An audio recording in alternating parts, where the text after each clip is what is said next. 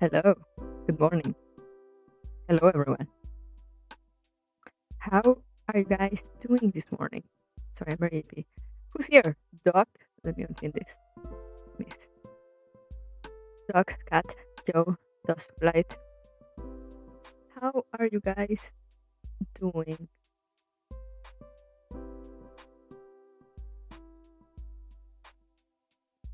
Something in my icon, damn it. Yes, see you. Hello. Morning, morning.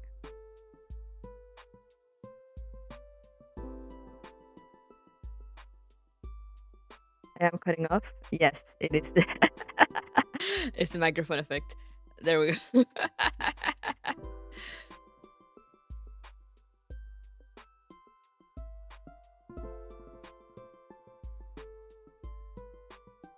There we go. Don't scare me like that. My Friday now, so I change my days off. Let's go! No more Mondays on Saturdays. Let's go! The 2010 Xbox mic effect.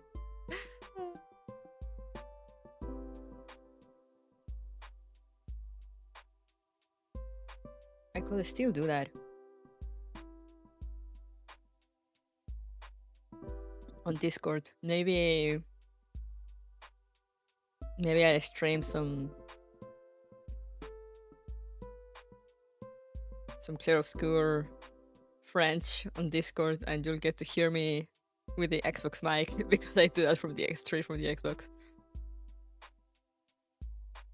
Yeah, pool PT physical therapy playable teaser on Saturdays now.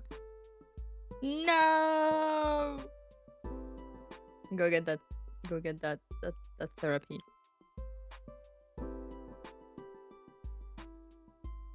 Sorry, I see PT and all I can think of is it's a demo.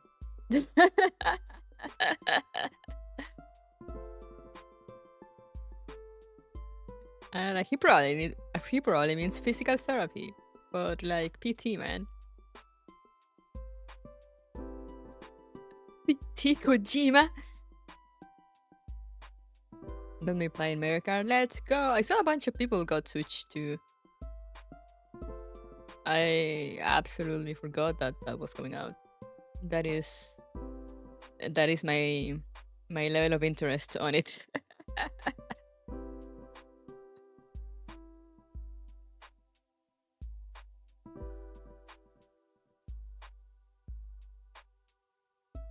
I saw other people getting it, and I was like, "Oh, that's already out." True.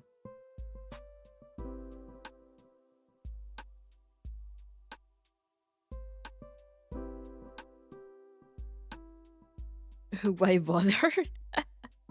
Yeah, I'm like, yeah, whatever. I might get it with like if they release like a limited edition that I like. Maybe if they release a Pokemon one. They usually do very nice Pokemon limited editions. Like my Switch, the OLED I have, it's a Pokemon one. It's pretty nice. I'm excited for Resident Evil 9 and Stranger Than Heaven. The trailers were great. Oh yeah, Stranger Than Heaven looked amazing. I also like this. I forgot the name. I have it on my. I added it to my wish list yesterday. But the one that they were like, it's like Doki Doki Literature Club meets Silent Hill, and I was like, what the fuck?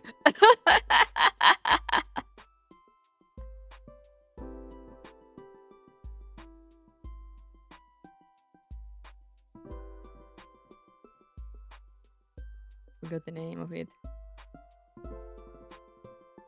And then like to add that after that opening. After that opening, they start showing the trailer, and the first thing the trailer says is based on a true story, and I was just more confused. Like, what? And it looked very interesting, and also it looked like it's not gonna cost $90 fucking. So stay tuned. You will probably see that in the channel whenever it comes out. Sorry, guys. Games are reaching a price that if you want to watch me play them on a stream, you'll have to buy them for me because I'm not paying those prices. Unless it's something that I'm like going insane about, and even then I will think twice.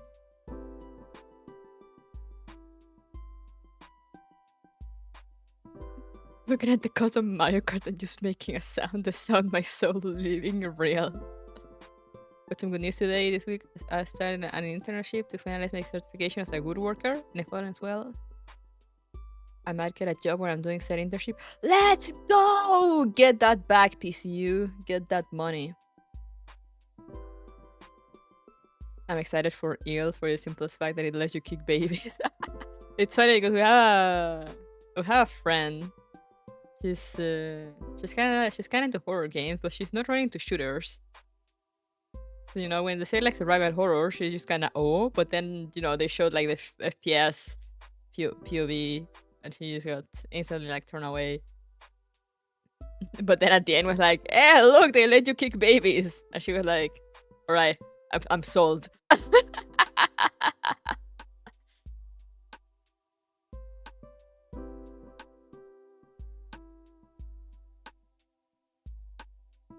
It looked interesting though, but I noticed also with my sister that, you know, Clear Obscure kind of left the bar so high that now I was looking at the trailers and like, you know, for like 80% of them, I was like, that looks nice, I guess. You know, it's no Expedition 33, but it looks okay.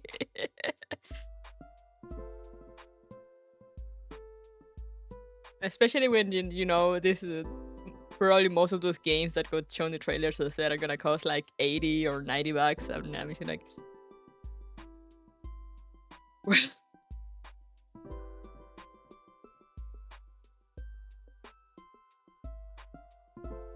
So, you know, and everything just felt kind of samey.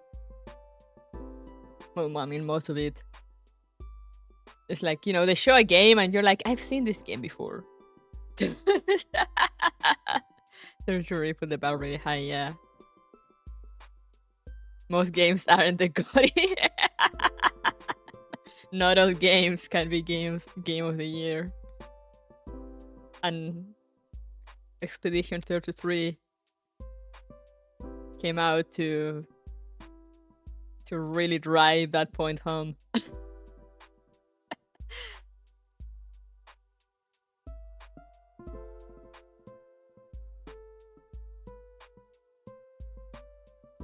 This just puts Final Fantasy to really work. Yeah, like, I mean, I love 16.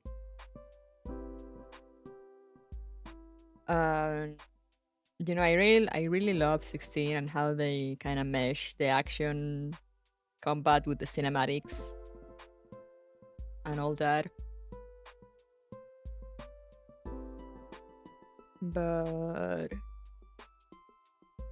But you know, we've reached a point in which, like, I think like all RPGs are going the... What's it called? Real-time combat?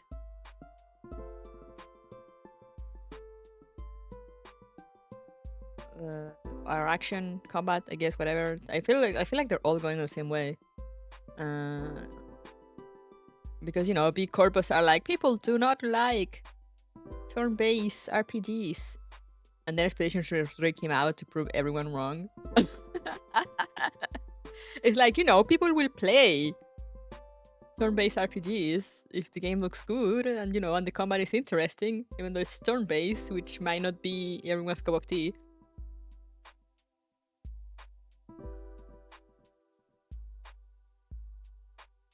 Turn to hack and slash, yeah. And I said, I have nothing against 16. I loved 16 and I really love the hack and slash combat mixing with, like, as I said, all the reactive cinematics and stuff. That was really cool.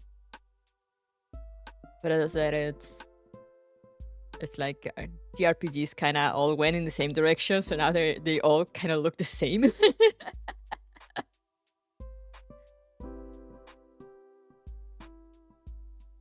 You love that, but it doesn't feel like a Final Fantasy. I mean, I can't speak really because I've not played any other Final Fantasy, so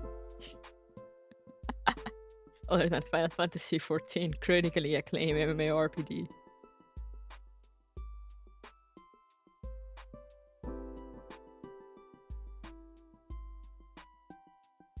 People would play RPGs if they are good. Yeah, it's almost like if people play games if they're good. Insane. An 11, right? Shocker.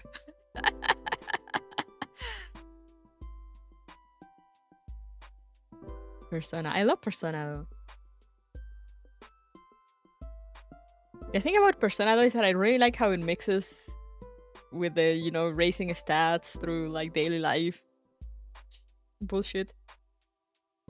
And the thing about Persona is that what I said, I mentioned during one stream is that sometimes I just want to play that part and I just don't want to do the dungeon crawling.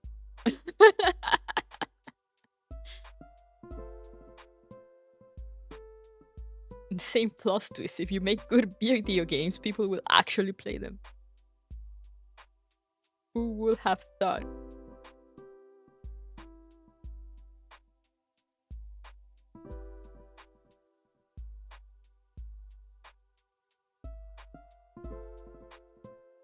I have too many SMT Persona games that I need to finish, so I'm not getting Re Fantasio yet, but it's on the list. Oh yeah, I want to play Re Fantasio. Like, you know, Re Fantasio is another one that feels that, you know, it's Atlus, so it feels like they kind of take on the Atlus JRPG formula of like SMT and Persona. But, and you know, you can see inspiration from it, but it also looks like different enough that you're like, oh hey, this looks good. Who will have no damn, it seems real. This Atlus game sure looks like an Atlus game. Positive, yeah. Plays Re Fantasio. Yeah, no, Re Fantasio I wouldn't play it on a stream. I would probably play it on my own. Just because, as I said, I'm gonna try avoiding long RPGs on a stream until I'm more caught up with like all this stuff that I need to finish. I only heard good things about Re Fantasio. Yeah, me too. I'm really interested in it. I need to grab it. It's on Game Pass now, so. Is it out on Game Pass now or is it coming soon? I don't remember, but like it is. If it's not on Game Pass right now, it's coming out on Game Pass really soon. And then I'll be able to play it. But first I need to replay Expedition 33 in French. Just straight to story stuff. No sidetracking. See if I get a different result than whatever I'm gonna get in my stream playthrough, in which I'm doing the extra stuff, you know, the quests and etc. And like getting all the extra goodies in hidden corners. I'm in love with Monetizing art. It's so good. Yeah, it looks so good.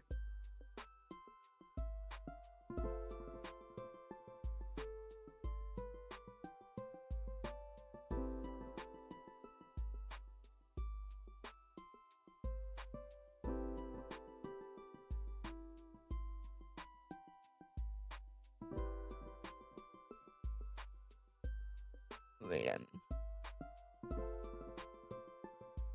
Okay. So I was looking at my Discord notifs because I'm waiting for my sister to tell me at which time she gets out of work.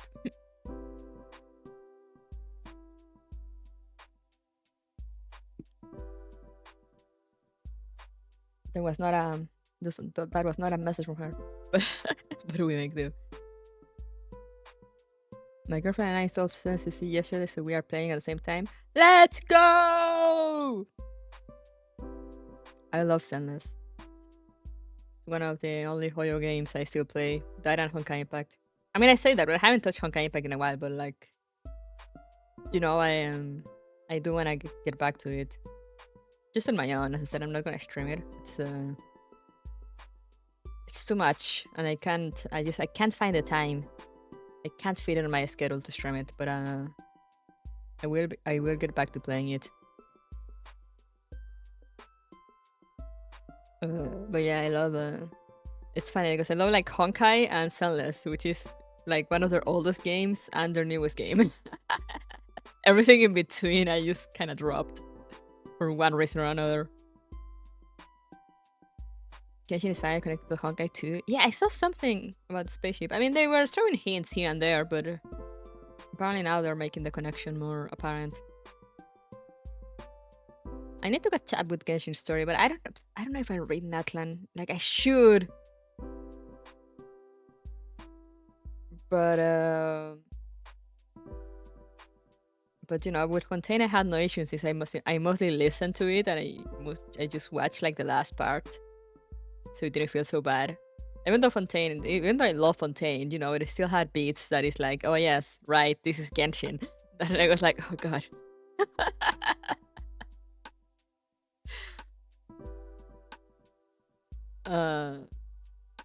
But apparently Natlan is heavily not voiced because it came out during like in the middle of the strike and whatnot.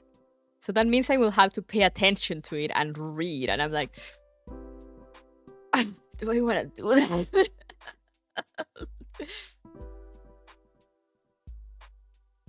Because like 80 or 90% of the time, Genshin storytelling is so boring.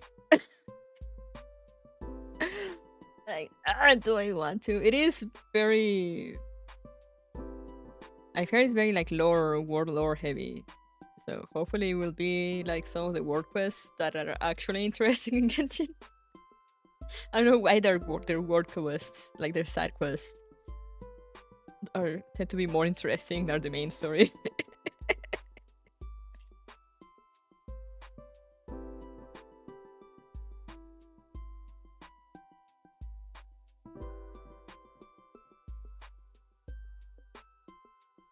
Or I might just watch the Time Slave quests. If you make the main quest interesting, it might scare the Genshin players. It's funny that you say that because I've seen a lot of people that hate on Fontaine. I mean, not a lot, but like I've seen a few here and there.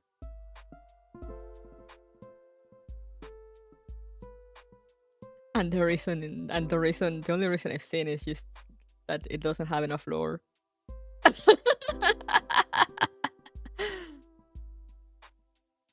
Shitty game that is a late rip of Breath of the Wild, but bad story. Imagine the audacity. Alade had brain pain from reading Genshin. Yeah. Not enough lore. Yeah, because the thing is Fontaine is really... Fontaine, the Fontaine story is really like self-focused. So, you know, it actually kind of has like a story that starts when you get to Fontaine and it ends before you leave. It doesn't really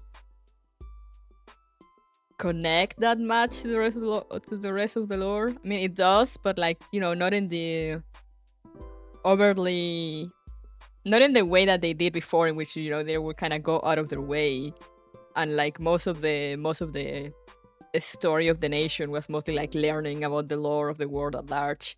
Fontaine has a kind of like a more self-contained story, kind of. So, which is why I said that it has an actual plot.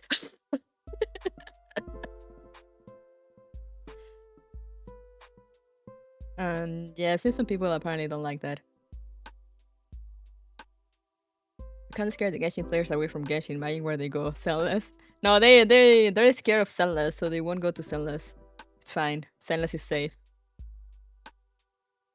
My friend offered me a position to do concept art classes. I think I will end up bashing Genshin every class. Let's go!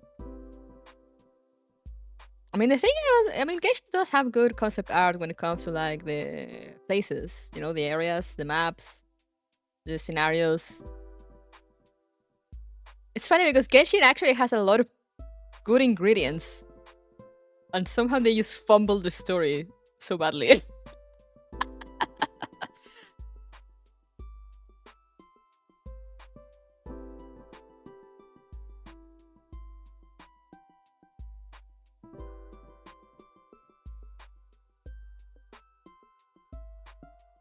I Can Lose the only video game I like. Serious great character artist, man. Yeah, character artist. Again, I really like the Fontaine designs and some others scattered around. But in general, I find the Genshin designs pretty meh. Genshin felt like a cash grab game from the start for me, especially because of the gacha. Yeah. Yeah, no, same. Especially because they ignore it for like 4 years. Ignoring the sense of like, you know, making significant updates to stuff or like mechanics and things.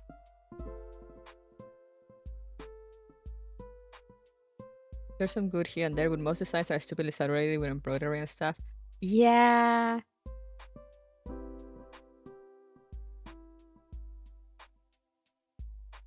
Just kills the readability. Yeah.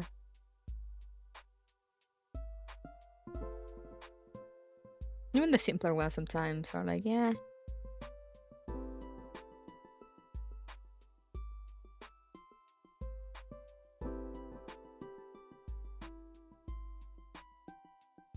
So what another thing I don't really dig on Genshin is that, you know, it's not with the character designs you can't really tell what a character is supposed to be. And like in world, you know, what is their occupation? What do they do for a living? What are their likes and dislikes? Like they're most of the time the designs say nothing about the character.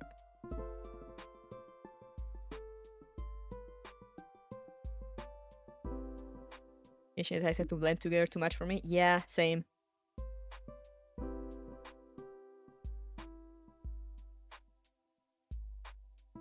Just looking at a character. That's why I love Sunless. You're looking at a character, you know what the character does. Yeah, their designs have more personality. And it's like I say, it's not rambling, like maybe you won't know what they do. But you know, you can see more of their personality shine through. Or like you can tell, oh, they're like, they do this, or they fight like this, or they work for this thing, etc. This character looks nice, what do they do? Shrugs, this one's a drug dealer, that one, oh, it's a wild one. I still can't get over the leopard lady from Natlan. She looks like some supermodel. And then they introduce her, and like the official introduction on the Genshin Twitter was like, she's a blacksmith. And I just look at her and I'm like, nothing, absolutely nothing about her design tells me blacksmith.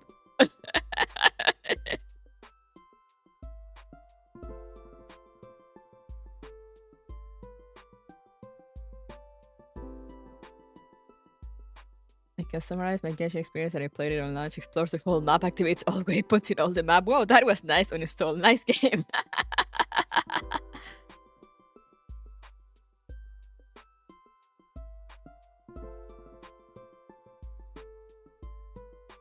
Sunless also uses how characters stays up, like Billy versus Nicole, how they stand. Oh, yeah. Yeah, the stands. You know, that is something they can't really do with Genshin since they have like 5 base models or so. And they just build the characters on top of the base designs. So the base body. So they're all, you know, they have like medium, tall female, or like tall female, tall male, short male. And they're all the same, and you look at them and they have the same stance. And Genshin they decided to mix some of the models like very later on, but they're still very samey. And you know, they do the same with the Star Rail also. They have like the same few base models, and they just build on top of them.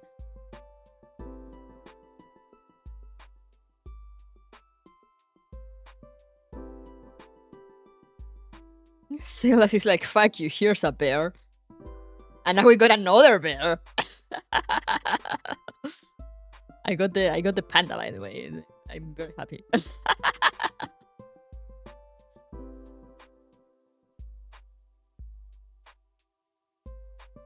I do like that they are reusing models, but it's not super obvious. Yeah.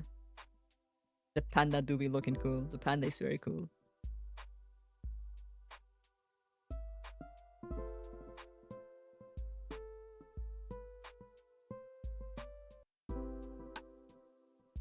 But yeah, that was the Genshin rant of the day. I kind of wanna.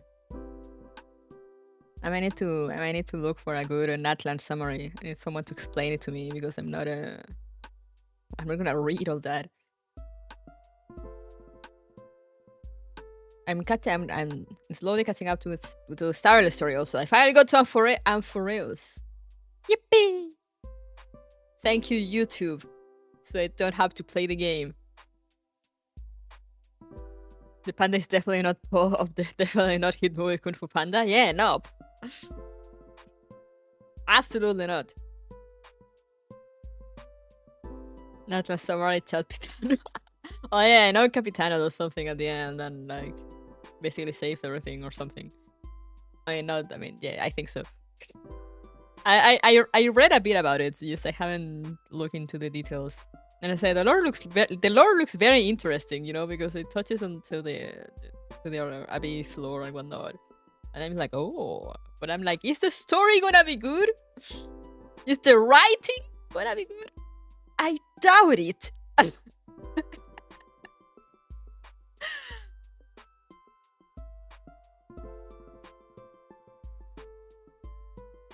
It will not be good. Probably not. You know in your heart.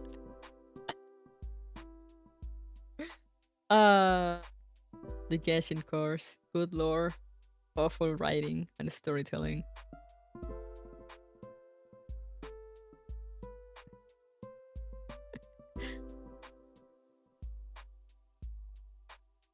Yeah, but I need like a lore summary of Natlan.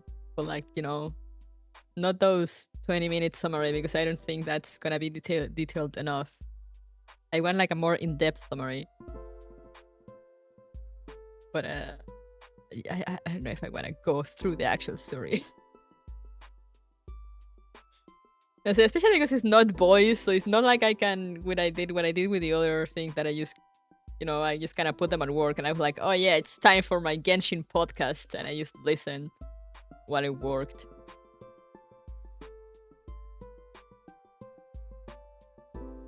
And I only watched like the very last 2 hours of Fontaine, because you know the climax was really good. So now I was actually invested watching. I was like, oh, it's gonna happen now.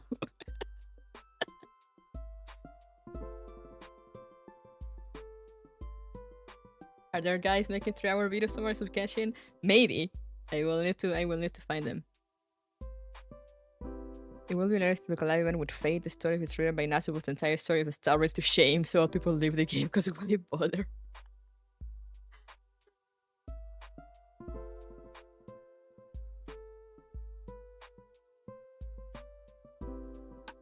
The story is not so bad though. It just kinda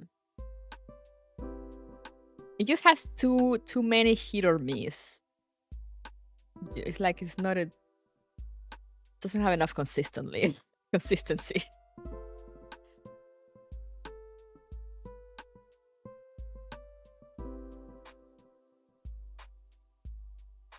It's a roller coaster, yeah. Hello, Aki.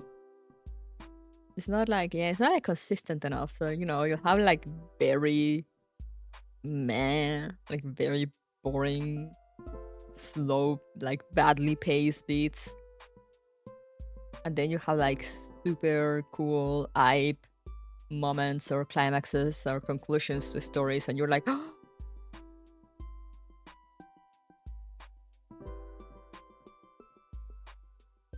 The first one was okay, they felt like a good start, but then they fumbled the second. Yeah. The problem with Star stories is 12 hours of yap you need to go through to get to the good story. Yeah, that was the main problem of the second. Hello, Charlie, I got this in my For You page. Oh, interesting. This is because of Girls Frontline or because of Arena Breakout? Because I don't know. I don't know anything about Arena Breakout, but this is a collab. that will be jumping in any second as I finish. Well, as soon as I finish yapping.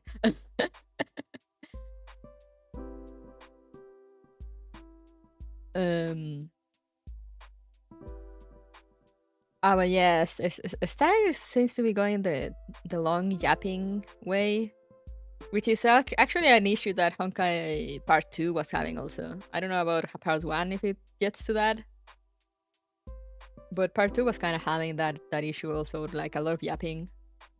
At least it was like, you know, it was somewhat interesting, but it was like long and tedious. The story seemed to be kind of going that way. Which is, you know, kind of what they do in Genshin. They just kind of yap about lore. But as I said, the main reason I dropped Star Rail wasn't because of the story. Like I am actually very interested in the story and lore, and see how it'll eventually connect to the Honkai and whatnot. Because of course it will eventually connect to the Honkai and whatnot. Even in Cellness, I know eventually they will connect it to the Honkai and whatnot. They said it had nothing to do with the Honkai verse, but I do not believe them.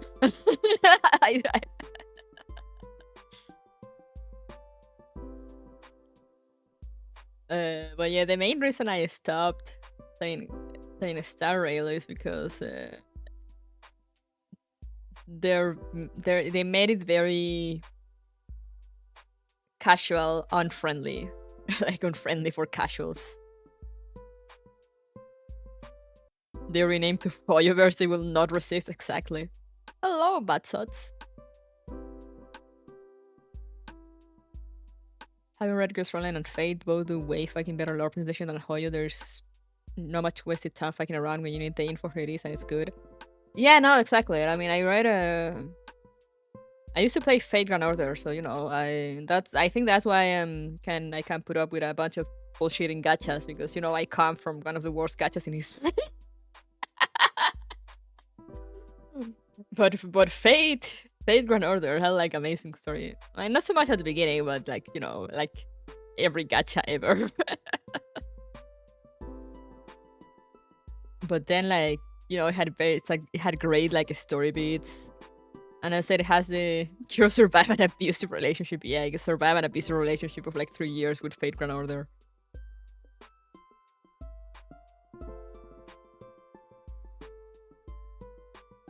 I got to the first or second Lost Belt, and then I dropped it mostly because of gameplay. And like if they will let me just read Fate Grand Order, I will still be playing just to read the story. But it's the fact that they make me play and the gameplay is not great.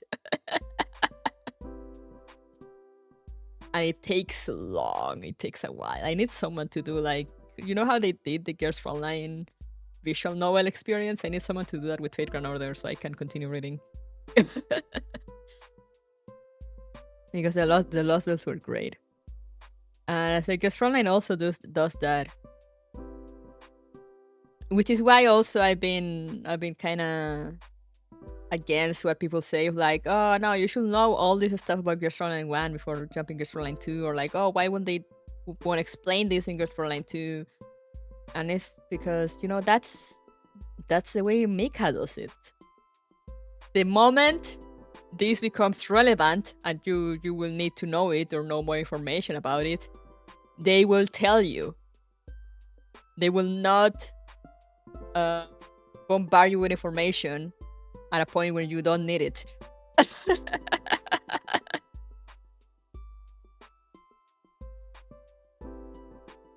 Which is something Hoyo fast can't stand people not knowing. Yeah.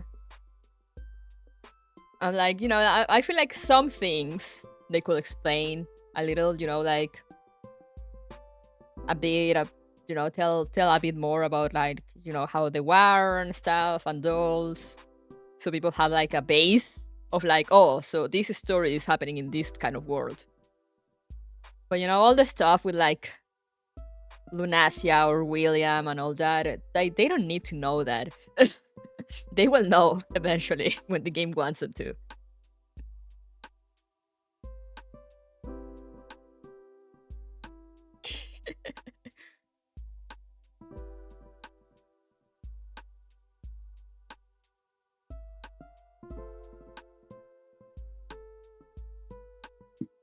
Love story, but then also was too much. It made me catch up with Fame Ruler. Now I'm caught up. Damn. Literally 90% of the way into the MC5, I was like, oh, Devil May Cry, I get it now. Oh, damn. The game has gotten so much better. Fate? Huh. But yeah, Starrel, Hoyo, the Starrel was kind of going that way. In which, you know, it's kind of the Genshin way. In which it's like, oh, we're gonna give you all these lore drops. So you understand the world. They're not relevant to what's going on right now, but, you know, you want to know, right? You want lore. Here, have lore. And I'm like, but how does knowing this lore will affect me in the story right now? It won't. Oh.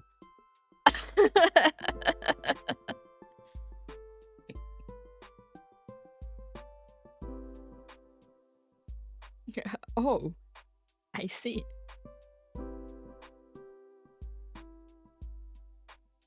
Yes, I don't know if you guys remember what I played of. Some of you were here when I played of Inazuma and Sumeru on stream. That it was mostly just, you know, go to this place, meet this character, and this character will make you like a bunch of exposition about like the world and the story and whatnot. And they'll be like, oh, and by the way, go do this because we need to. And I'm like, okay. How lore will affect Fontaine's economy? The moon is haunted, okay, but like, does that affect me? Is the light of the moon haunted? I'm not on the moon. Yeah, it's like how at the end of Sumeru they just throw you. Yeah, and it's not even like a cool reveal cutscene or whatever. It's like, do you guys remember on a stream at the end of Inazuma, you go and talk to Yaemiko and you can just ask her questions and she just gives you like extra lore that should have been revealed in the story but wasn't? They do the same thing at the end of Sumeru. And in that dialogue, you know, just dialogue with no cutscenes, just like two people talking. Nahira reveals you that the sky is fake. And I'm like, what? What do you mean the sky is fake? One, why am I getting this reveal as like a sort of side piece? You know, like, oh yeah, by the way, fun fact, the sky is fake. Instead of getting it with like a cool reveal moment. And I don't even know what the other point I was gonna do was, but it was something along those lines. Oh yeah, like, well, how does that affect me now? It doesn't, because then you move on to Fontaine, in which the sky being fake does not play a part at all.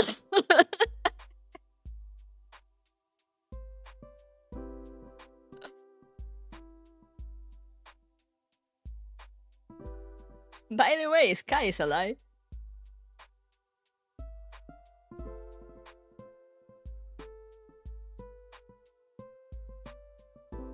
Smug Fox tells you sky is fake just to troll you. The sky is fake. Yes, gamers, that's called a skybox. Oh yeah, the sky is fake. And then I think only in Natland you get to see someone kind of crack the sky or something. I am not sure. I've just seen a screenshot. So I'm like, why did I get this reveal just side-handed to me in optional dialogue? Because it is optional dialogue. You can just skip it if you want. Why did I get this heavy lore reveal just side-handed to me? Like it was just like a fun little fact. Sky's haunted. You know, like usually in games, when you find out the moon's haunted, is because you need to go to the moon for some reason. You know, you find out the moon's haunted, and then you're like, oh fuck, we're gonna have to go to the moon. And then you go to the moon, and you find out why the moon is haunted. They don't just tell you like, oh, by the way, the moon is fake, and then move on with the story, like it's not important. The sky is fake. You never asked.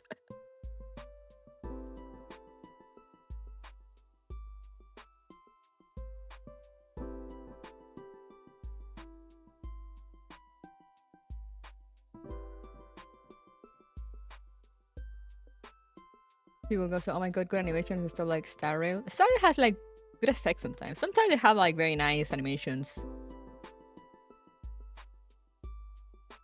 for characters or like for ults, for ultimates mostly.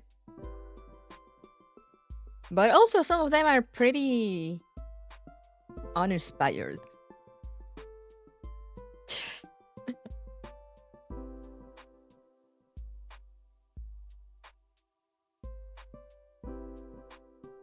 Or like in Warhammer, where one of the two moons is fucking evil and it's actually a part of the known world. Oh.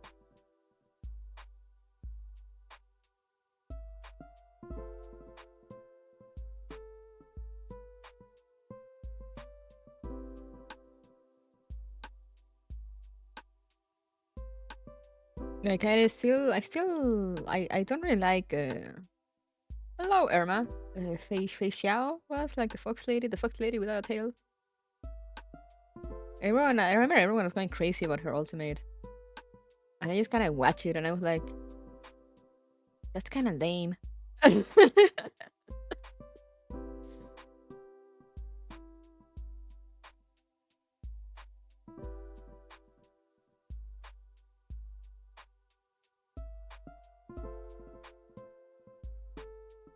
I like Ying Yuan more because you sleep on Lace Lion. Yeah. Hello, Irma. Facia is kind of yeah. Which is a shame because her design is pretty cool. I love her design, but then like her ultimate animation was kind of And everyone was like, "Oh, that's so cool!" And I was like, "That okay, sure, whatever you say."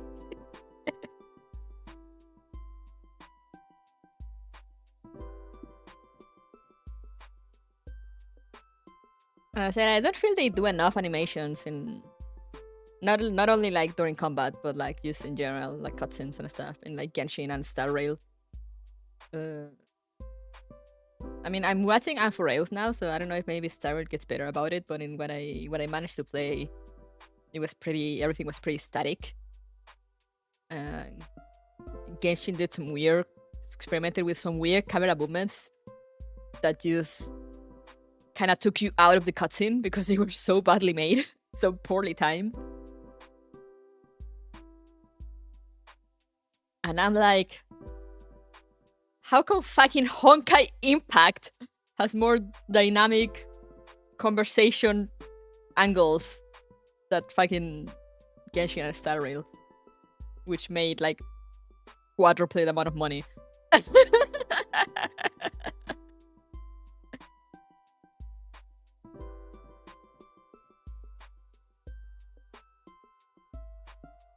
You see the games announced in Summer Game Fest? Yeah, I was watching it. On a white screen with black text. Black text, why will they add a white screen? I hate it.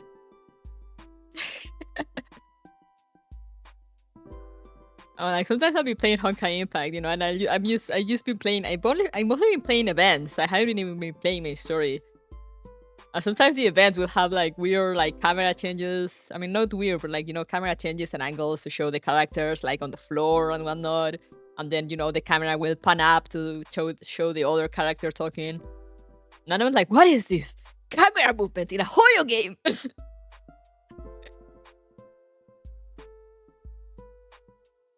It's a real favorite child versus successful child situation. Real.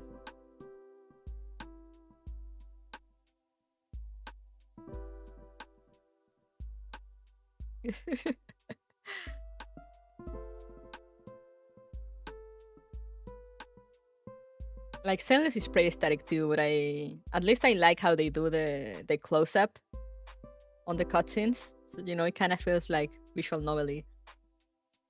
And I'm used to visual novels, so you know, I kind of like how they do the zoom in on the sprite. Did you see Cartethia PV? I did! Play Wuwa, by the way. Speaking of good gachas, play Wuwa.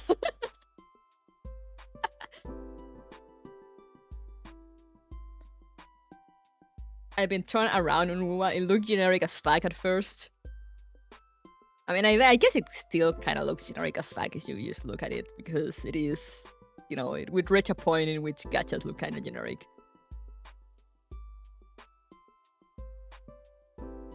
But it's actually fun.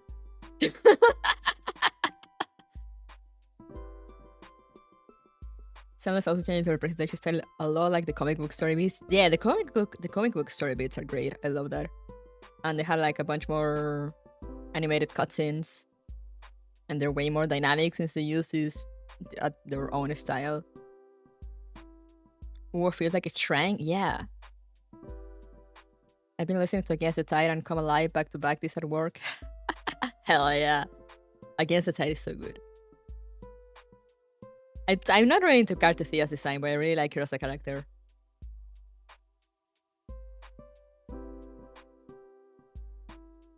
I really like the Renacida arc, and I'm excited for the new area. I'm excited to see how the fuck Frolova will be playable. Like what? What?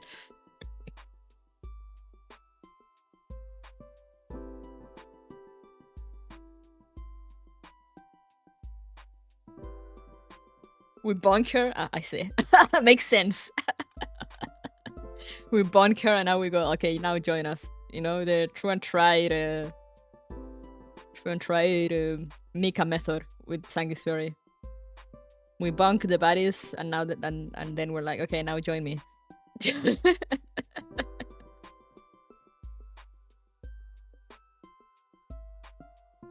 But yeah, I think with Wuwa, that I said from what I played so far, I say that as if I'm not caught up with with this main story. I am caught up with the main story. I'm going through character stories now. The thing with Wuwa, I mean, aside from the gameplay being more fun, and the fact that when they add like new mobility things for exploration, they just make it widely available instead of having like this one character that can do it in this one area. But yeah, they're kind of turning the playable character, the MC. I feel like they're kind of turning it more into like an actual JRPG protagonist. So you know, some people might not like it because he gets kind of like like, you know, he's a special one. You know, like classic JRPG stuff. You are the chosen one of the gods or whatever. I don't know. But you know, by doing that, they can actually progress the story more smoothly.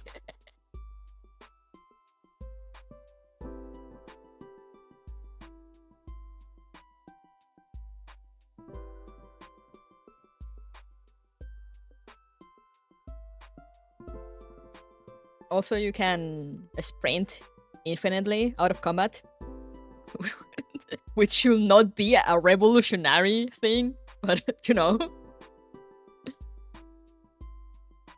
Roger is still typical JRPG product. Yeah, like he's like Roger started very classic gacha silent protagonist with no memory, but they kind of dropped that very quickly, and now they get more and more lines, more voice lines.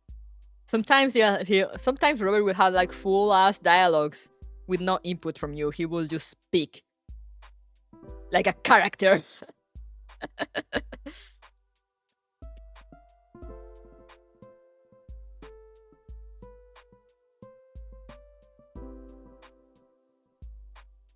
So, you know, it kind of allows for the story to actually progress.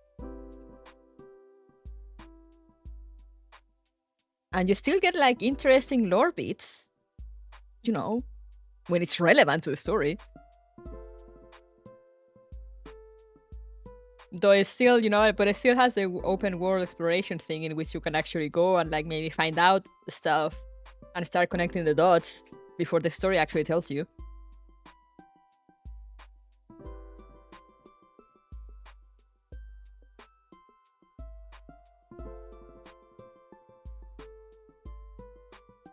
So yeah, been enjoying WoW a lot so far.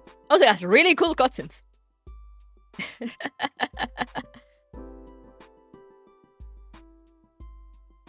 Arena Breakout is a free-to-play extraction shooter. Oh, that's why I have not heard about it. I don't play extraction shooters. But we are gonna play the collab. Thank you for giving me that perfect segue to jump into the game before we continue yapping, because it's already been an hour of yapping. So let's go.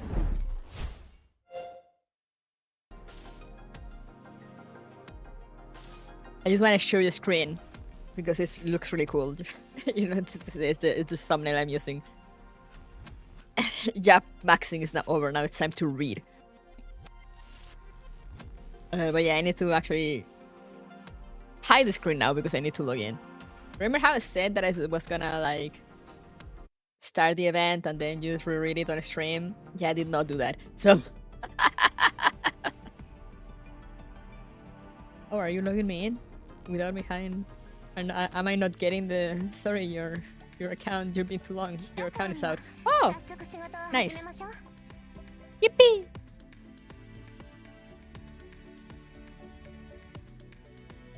But yeah, but I was like, oh, I'm gonna start playing because here I need to exchange her with tokens. And I just want the collab characters, you know, because they tend to be like a one and only thing. But I did not do it. And the R skin is also really cool. 2090. But these are real money, you know? With our yapping time. Thank you guys. Thank you for listening to me yap about games and gachas.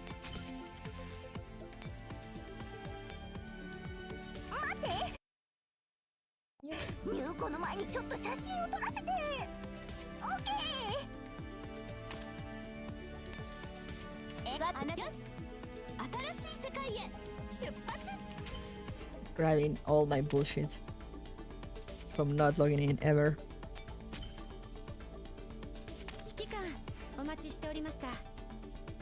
Let's see.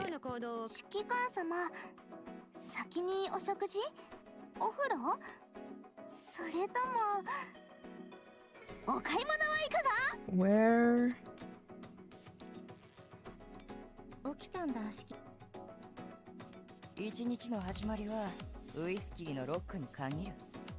Ooh, they're selling this. Where are the skins? Ooh, they're selling the DeFi suits again. God, I forgot her voice was so deep.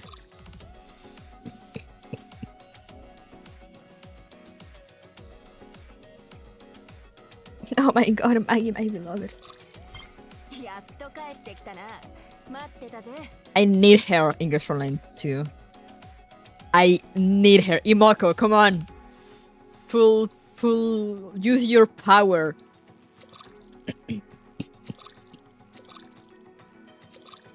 Imoko, please. Stop with the feed agenda and bring Shark into Girls Frontline too. I beg of you. Oh, this one's pretty cool too.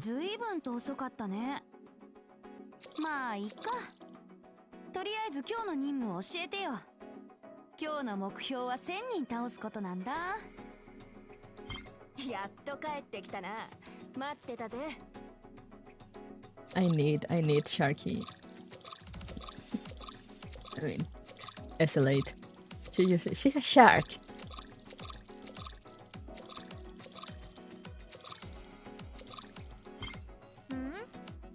Cheetah.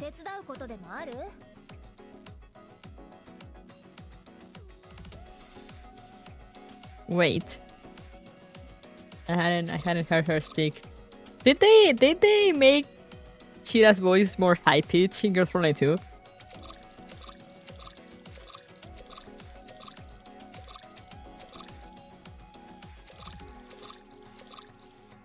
He doesn't say A here now.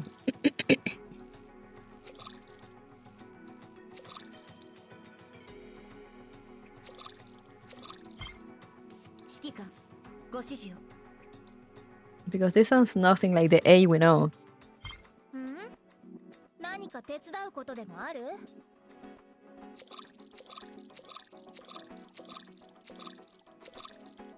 That does not sound very A of you, MP7. Does she have any other skin?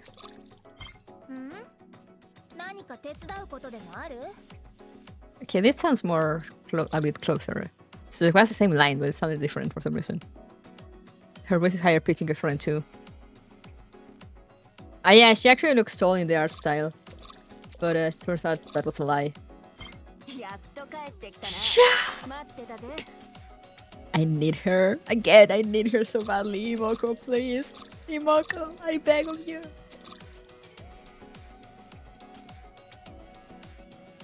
Wasn't there something about her having a different body in girlfriend too? Maybe. I have not read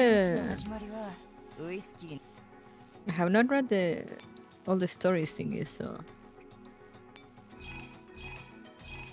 Where are the skins?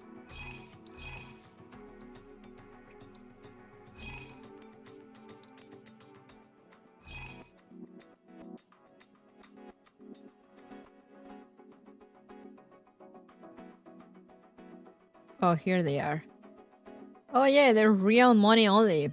$27.99. Yeah, I don't think that's happening.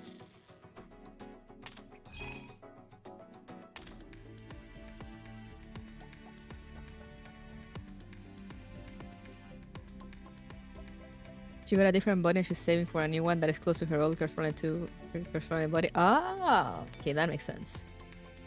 Ooh. Got a message.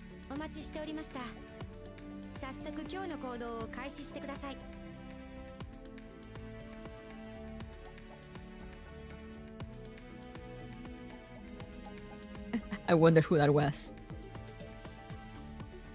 Anyway, let me see. Anything for my sister? For my sister? Yes. Oh, she's just asking me how... Okay.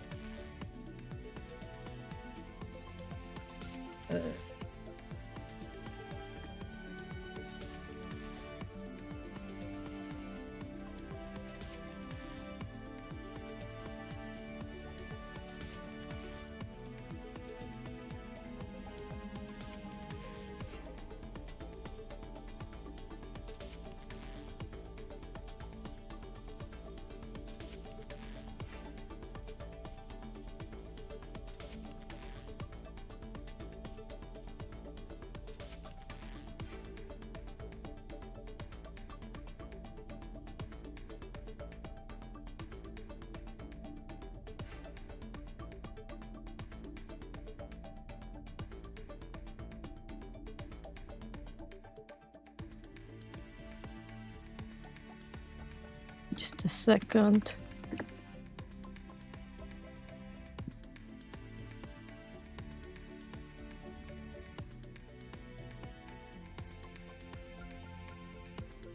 My sister's been talking to me, but she's not been telling me at what time she gets off work. Also, membership gifts in time. Yippee!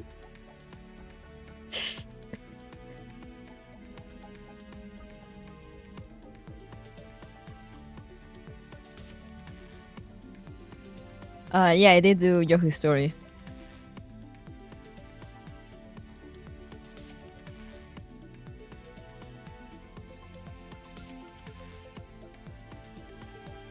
Adults are allowed to purchase their own bodies on their own expense now, got it? Yeah, adults are allowed to self-own themselves now, also in Girls Frontline 2. Which is very interesting. Valerie is the only tune tolerated part of Dushev. But she's not as tuney in Girls Frontline 2, from what we saw. I need her tuney self back.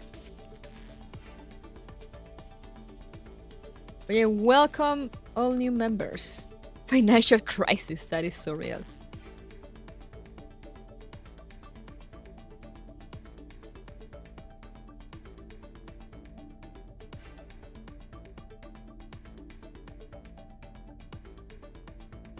But yeah, let's go. Will we get a PV? Is there a PV for this or not? There is.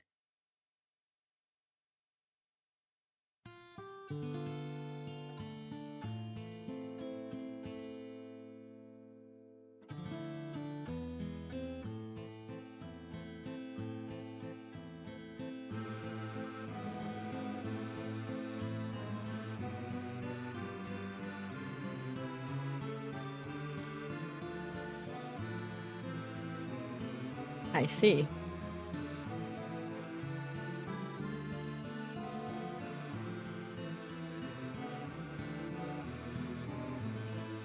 Oh. Oh, do you remember, guys?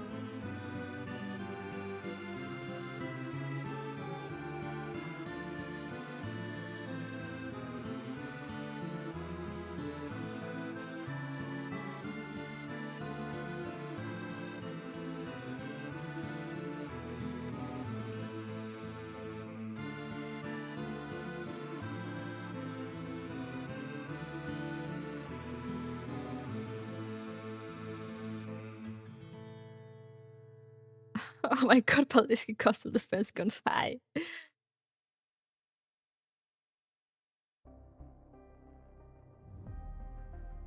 I commissioned someone to turn my favorite anime character into Griffith's Shikigan. Let's go! I want PVs like this back in just Frontline 2. Me too! I want PVs and credit songs. Remember to pester them on the service, guys. Let's pull the Russian Doomer mood, hell yeah. You know it.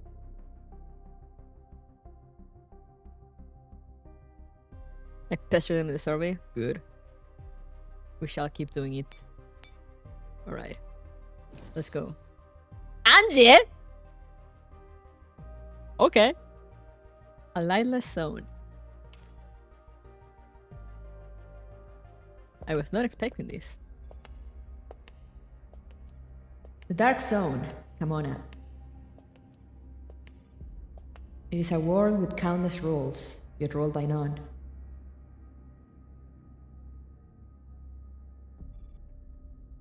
She's as beautiful as the last time I saw her. She's as beautiful as the day I lost her. Hey, Dustblind! Thank you for the member message.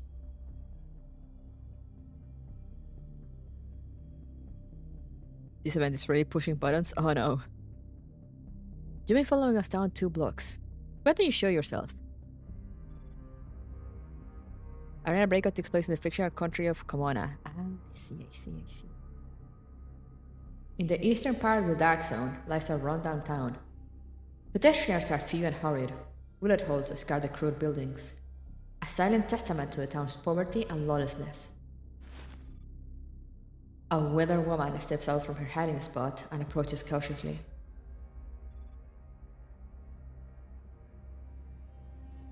Excuse me, are you special operatives? She bows nervously as she addresses the commander, who is clad in full combat gear with a rifle strapped to their back. I am. Thank goodness. Please, you have to help me. Please save my son. The woman drops to her knees and lunges to throw her arms around the commander's leg. The commander swiftly steps back, chambers around, and levels their gun at her head. Back off. I mean no harm. I'm sorry. I heard special operatives take all kinds of requests in the Dark Zone. I just want you to save my child. His name is Tony. Heard from where? A relief doctor in town. She came from a big hospital in Marulos. She said if I found someone armed and in combat gear but bearing no insignia, they'd be a special operative and they could help. I'm sorry, I didn't mean to trouble you. In the Dark Zone, one can't be too cautious around strangers. Get up. The commander stows away their weapon, but still keeps a careful distance from the woman. They scan her hands and coat for any concealed weapons. Talk. Maybe I can help.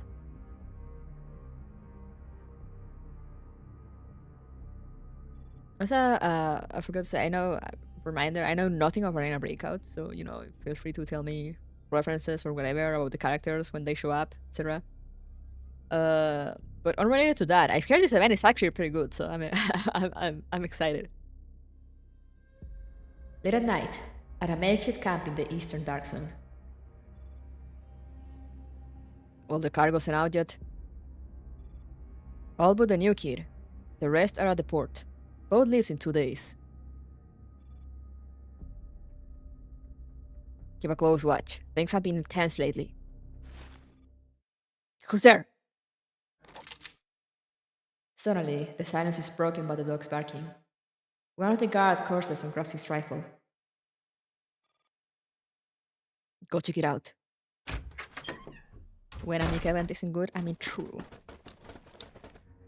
In the darkness, pounding footsteps and rapid breathing can be heard. Oh, there's Sonny. I can't run anymore. Keep going, don't stop. Not far behind, 4 or 5 gang members are sweeping the area with flashlights. 2 guard dogs start barking wildly. Over here! Oh, flashbang. Beams of light converge at once.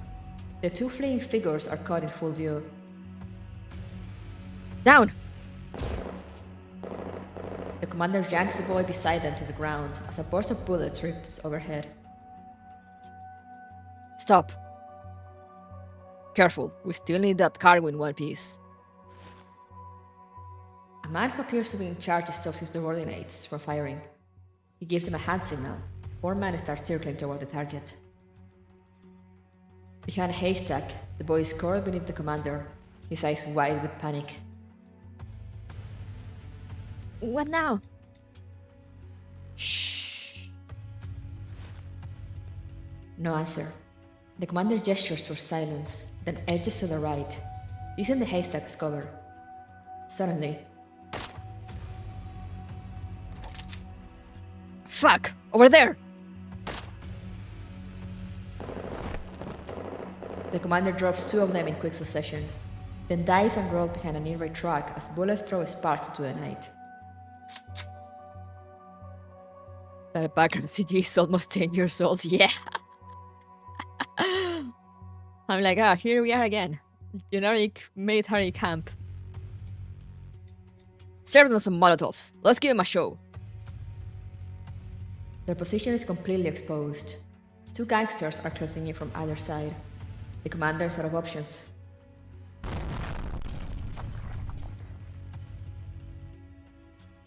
Smoke from the explosion clears to reveal the boy's stunned face.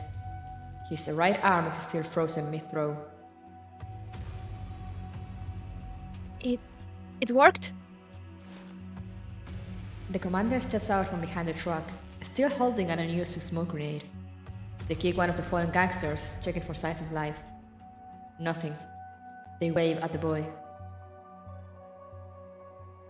Where'd you get that grenade? Not bad, kid. Come on, search the bodies. Let's see what we can use. Yeah, I'm okay.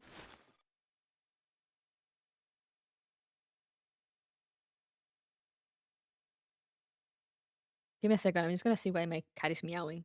That is not entirely normal.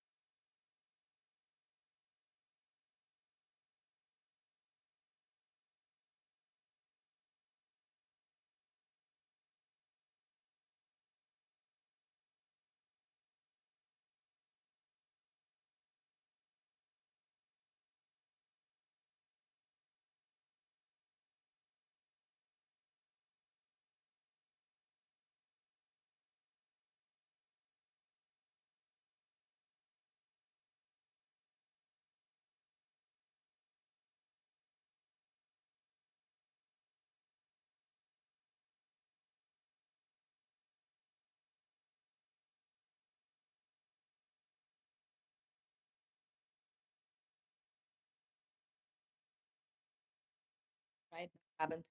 Let me get more to drink.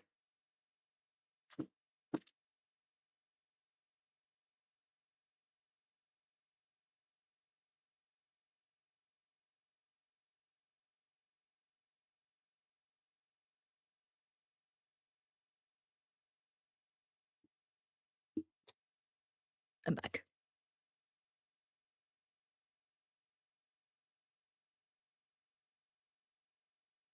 Teaching them to do war crimes young. Let's go. Let's go. It's technically illegal to to loot dead bodies on the field. Oh, yippee! War crimes. But yeah, nothing happened. Now I'm confused. I don't know if it was my cats meowing or if it was like some of the children outside. Because there was a kid outside, and you know how sometimes young kids cries can kind of sound like cat meows or vice versa. But anyway, cats are okay, so let's continue. The commander combs through the fallen gangster's gear, making sure not to leave a single bullet or medkit. They leave a bulging backpack and toss it to the boy. Here, catch.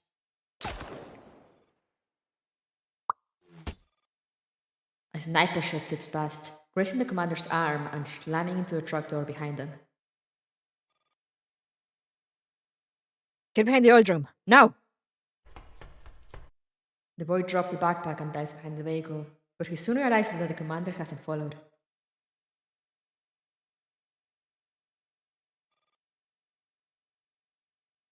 Oh, the cries of cats with kids. Sometimes they sound very similar. Hurry! A second explosion drowns out his cry. Over here.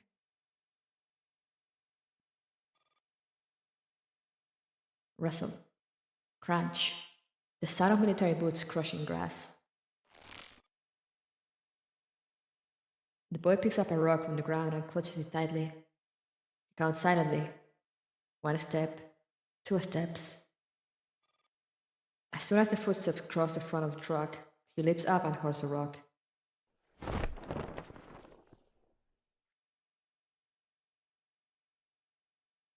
Go to hell! Hey, it's me! Huh? Phew. Sorry, you scared the hell out of me. Seeing the commander's face, the boy sighs in relief and tosses away the rock sheepishly. It clatters under the truck.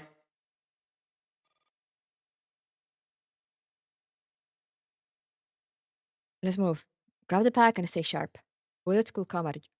Bullets could come at you anytime. Always remember, this is the dark zone.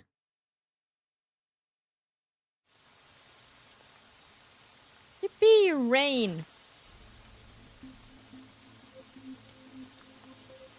I remember when we didn't have this rain technology.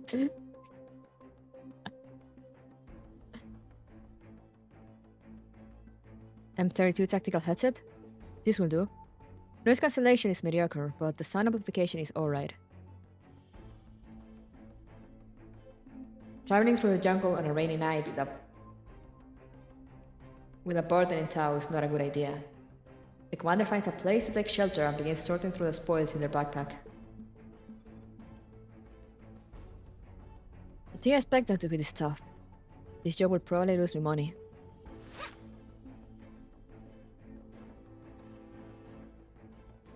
Come on, work! In Arena Breakout, equipping different headsets will affect the quality of your character's hearing. Like it has actual effects on your audio. Oh, that's cool! The boy hands over his own backpack. Here, take this too. The commander glances at the boy's mud-streaked face and malnourished arms, then lowers their head and continues packing. I gave them to you, so just keep it. Your mother went to great lengths to get you out. She offered this much for this job. They hold up their hand to indicate a figure. The boy's jaw drops. We don't have that kind of money. I thought so too. She didn't look like someone wealthy. I was going to do this for free, but she insisted on following the rules. Now tell me, how did the sewer rats end up going after you? The sewer rats? You mean the ones who kidnapped me? I don't know. I was on my way home when someone knocked me out. When I woke up, I was already here. There were others locked up with me at first, but they were taken away during the day. That's something about a transfer to the port. The port? The commander seems to be lost in thought as they go through the motions of clearing their gun, with no intention of continuing the topic. What's wrong? Nothing. Get some sleep. I'll keep watch. We'll get you home when the sun comes up. Or will we?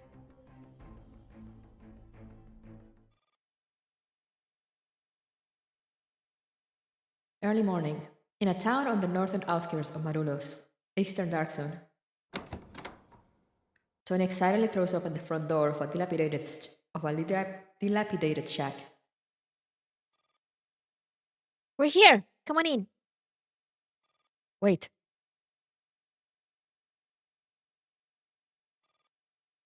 A harsh red stains the moldy floor. Inside the room, a middle-aged man and woman lie lifeless in a pool of blood. Tony stands rooted at the doorway, stuck in the motion of opening the door. His smile is still frozen on his face. Back off! Deaf to the world around him, Tony breaks free of the commander's hand and rushes inside. Dad! Mom! Who did this? The commander lingers at the doorway, glances at the sunlit street, then back at the sobbing boy kneeling over his parents in the darkened room. With a sigh, they remove the newly acquired tactical headset and step inside. We need to leave. Leave? The door slams shut behind them.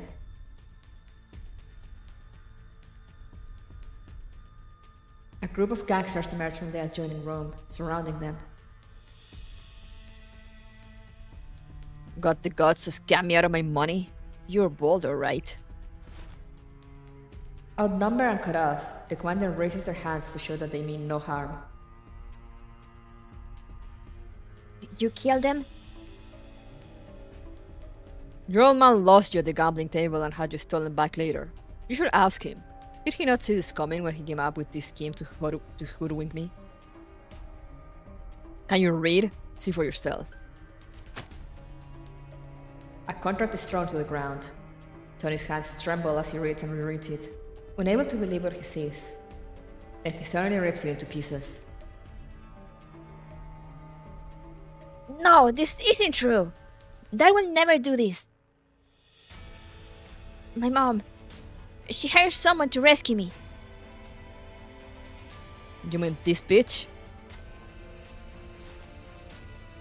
The gang leader prods a lifeless woman on the floor contemptuously with the tip of his boot. He pulls a droplet-shaped gold pendant from his pocket and tosses it in his hand. She'd rather sell her son than pawn the gold to pay the debt. What a real piece of work. His gaze shifts to the commander, who is still standing with their hands raised. I know the rules. You're just a paid merc doing your job. I shouldn't hold it against you. But you did hurt a few of my boys. Let's make this easy for both of us. Leave your valuables and walk away. Fair enough. The commander slowly crouches down and slips off their backpack. That's more like it. No need to make this harder than it is.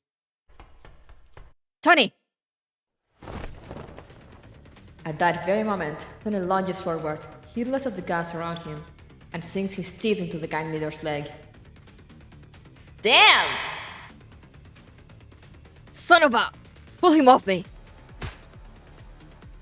Not wanting to kill the boy, the leader raises his construct to strike. At the same time, the commander reaches for a flashbang on their chest rig.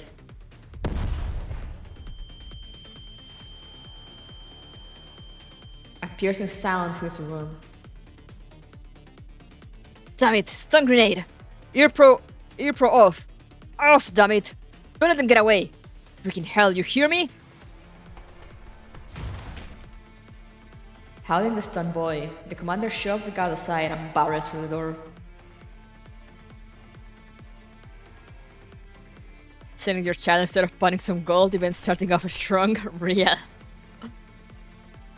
Feeling better? Can you run on your own? After staggering for a beat, Tony slowly regains some orientation despite the lingering effects of the stun grenade. He plants his feet and scans the streets. Yeah. Split up. Lose them and regroup at the west side ruins. Stay with me. No time. I'll draw them off. Go! With a firm shove, the commander sends the boy running. They wait a moment until they see the gangsters coming after them in the distance. Get him! Dead or alive! The commander turns and sprints the other way.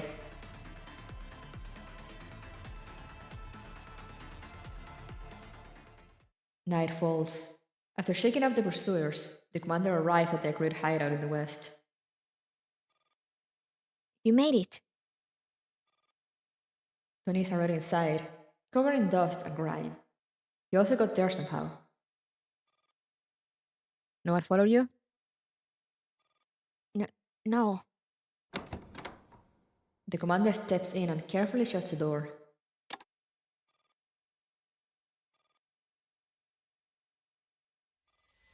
The door locks from the outside. I'm sorry. Tony drops to his knees and lowers his head to avoid the commander's eyes. Familiar voices sound from beyond the door. Sure have gone soft on you. No more, Mr. Nice Guy. Light it up! There is a splash. A pungent smell seeps through the doorframe. Gasoline. Wait! You said you'd let me go! Let me out! Let me out! Tony pounds the door. The commander has already moved aside. The sound of a match being struck. Flames rise. Damn it! Damn, kid! Tony stumbles away from the burning entrance, as sees the commander calmly leaning against a table, watching him. Do something! The commander eyes the panicking, pale-faced boy. For a moment, they consider saying nothing, but then they chuckle nonchalantly. Save your energy. They're just waiting for us to break the door. They're just waiting for us to break the door down. Cover your mouth. Wait until they let their guard down. Before they can finish, gunfire erupts outside. The door bursts open. A young woman with long dark hair tied in a ponytail stands in the doorway. 4 pale-haired girls are engaged in combat behind her. Oh, it's them! Focus fire. Bunch of busybodies. The commander studies the dark-haired woman. They don't recognize her, but the group's coordinated movements remind them of a name. You're...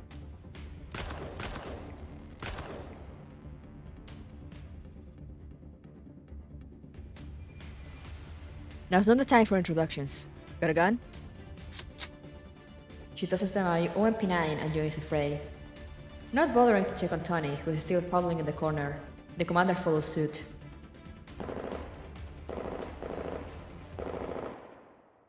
Can't believe Mika is playing with our emotions like this. The gang is routed, and the fire is extinguished. Inside, the group finally sits down to talk. Thanks for the save. If I'm not mistaken, you're Task Force Tiffy? The dark-haired woman raises an eyebrow but doesn't deny it. Name's Angelia. A 5-operator strike team known for taking tough contracts together. Widely respected in the Dark Zone, but also rarely seen. Rarely seen? I suppose. We were passing through. Heard the sewer rats was after a CV and an operator, so we tracked the trail. Showed up just in time.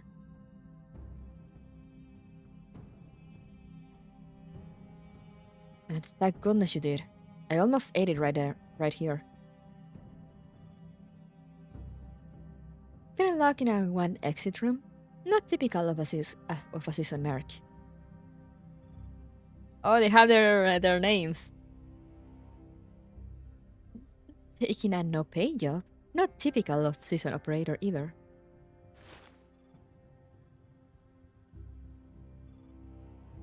So, that's the abducted kid? Tony stands quietly in the shadows under the light, trying to disappear. I'll let him explain himself. I'm sorry. I really had no other choice. Please forgive me. What's going on? Tony throws himself at the commander's feet, smacking his forehead against the floor. Then he slumps back in a daze. I just wanted to leave. So that's why you got locked in. You don't seem surprised. The Dark Zone's like that, isn't it? The commander shrugs. Erwin, who has been silent until now, suddenly plucks Tony off the floor by the collar. I need a CE of that. That's so funny. I'll teach him a lesson. Erwin? Erwin releases him. Tony stumbles behind the commander, cowering.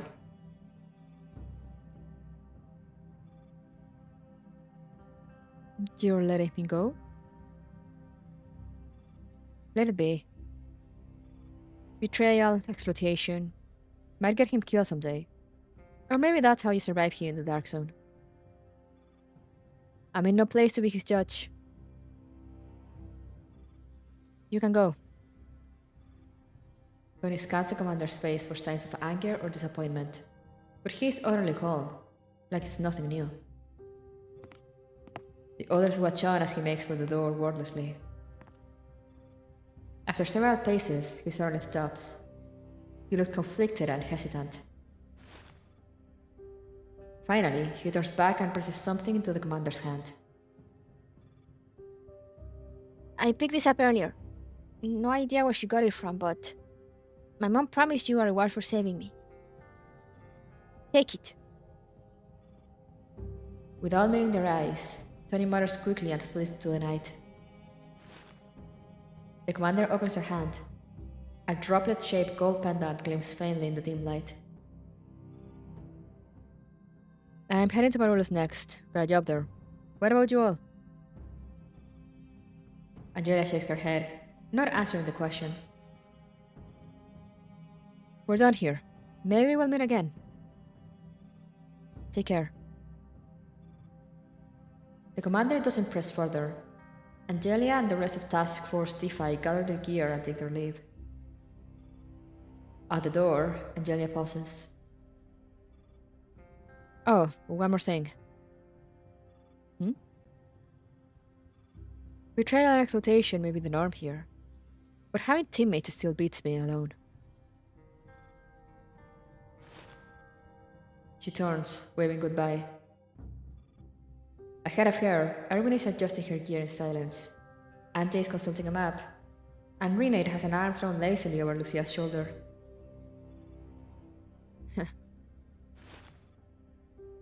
With a wry chuckle, the commander glances at their watch. Still plenty to do tonight.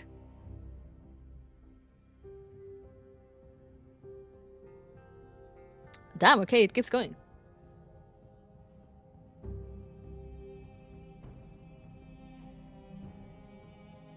The next day.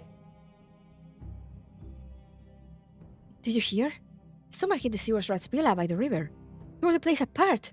Serves them right. The town has been bustling with gossip since the morning. Everyone is discussing the skirmish that took place the night before.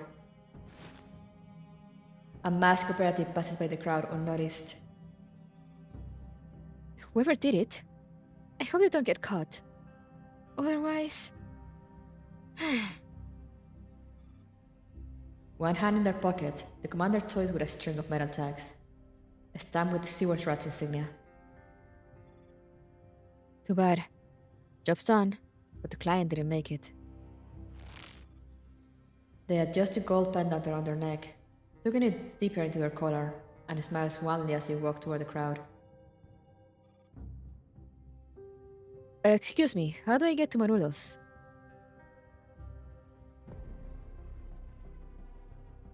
Damn, okay, that was an opening.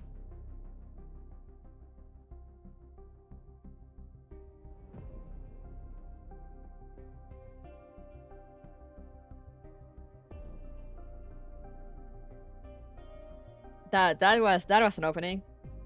I love how this basically right now you just feel like an AU, like Mika was just like, what if we write an Arena Breakout fanfic and just bring the commander over?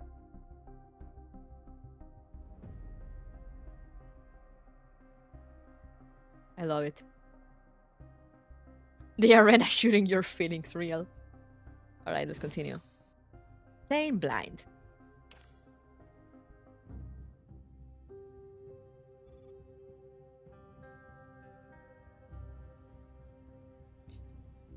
The city of Marulos, an important hub in the Eastern Dark Zone.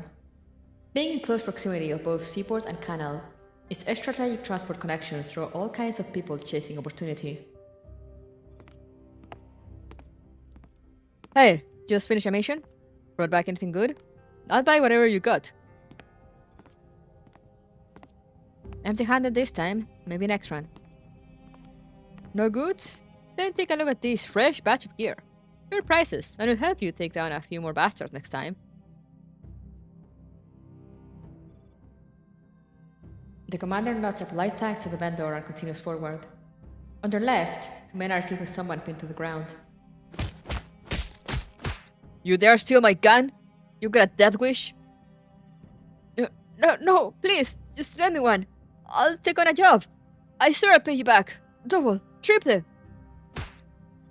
For fuck's sake, a loser like you just gonna get killed and hand the reward to someone else. Turning another corner, the commander spots two heavily armed operatives sitting on a stairwell, cracking open a can of food. Our last client was so stingy. Promised us 10,000 coins, but gave only 8. Don't dwell on it. It's hard to find work these days. 2 more streets. As the commander approaches an intersection, they suddenly stop and duck behind a column. See no trace of whoever hit the outpost up north?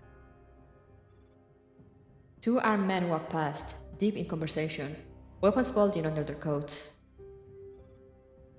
Nope, Harry was some operative. Spits. If that bastard dares show their face in Marulos, we'll get him sooner or later. About that.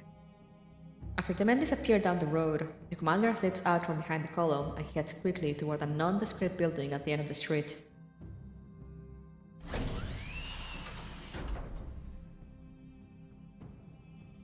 It is an old warehouse that has been unused for some time. The lights are off, so it's impossible to see what's inside. This is the right address. Huh? The commander pauses, spotting a large cardboard box we left. A warm light flickers on above, casting a soft glow, and a round little shadow by the box. A girl with her hair in high buns stands up behind it, backpack slung over her shoulders, looking annoyed. It's her! This place is terrible for hiding. Coming out. What? From the top of a nearby shelf, a black-clad girl flips down lightly, landing without a sound.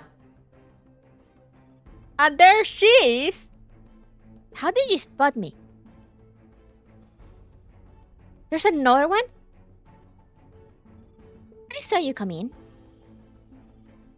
You really thought a bag that big would be hidden behind a box? I got the footage. She smugly waggles a camera in her hand. I was hidden just fine until they suddenly flip on the lights. Who are you people? The dusty warehouse falls into tense silence as the three size each other up.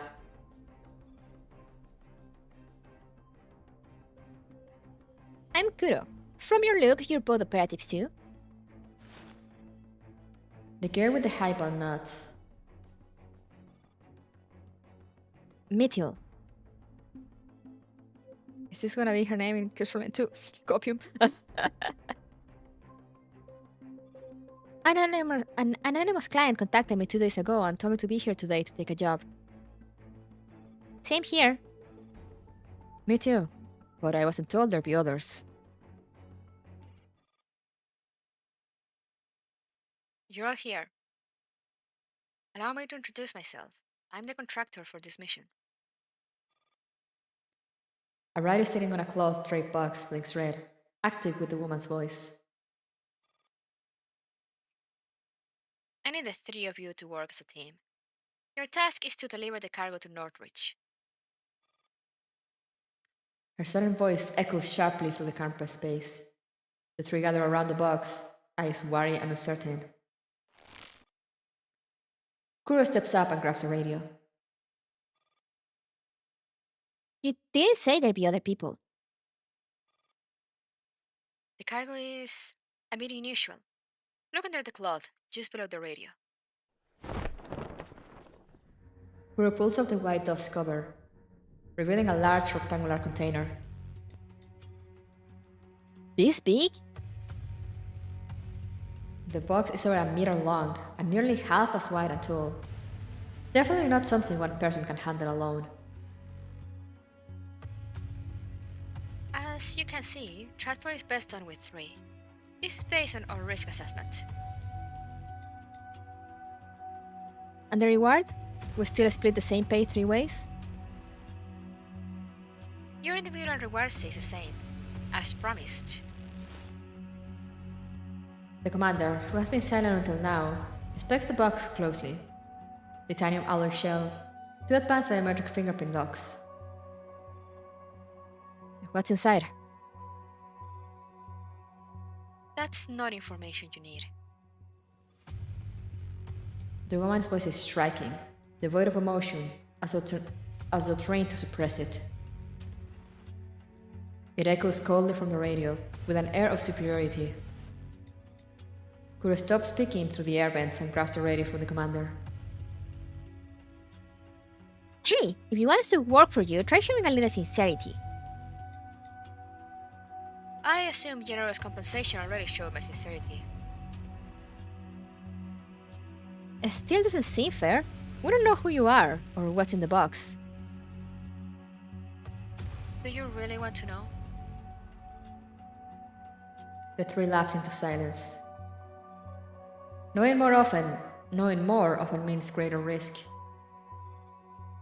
The heavy locks are there to protect not only the cargo, but also the ones carrying it. No need.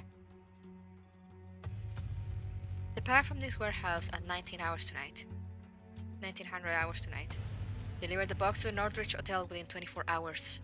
Ensure the cargo remains undamaged. No gunfire, no heavy impact.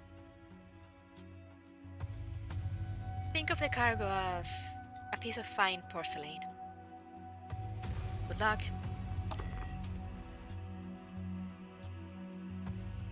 Why exactly do they have to wait until 1900 hours? The radio stays silent. Hey! Hello? So it's a nuke. Basically. Kuro, frustrated, hurls the radio to the ground. If I find out who she is, I'll stink up her name across the whole damn dark zone. The commander lifts the box slightly. About 60 kilos. Will you transport? Not a problem. I'll grab a vehicle, stick to the main road, and we'll make it by morning. We won't even need 24 hours. I thought it would be that simple. Do either of you know who she is? Silence. No answer. The commander brushes the dust from their hands and heads for the door. We got some time. We should go get ready. See you at sundown. Let's try our best to work together.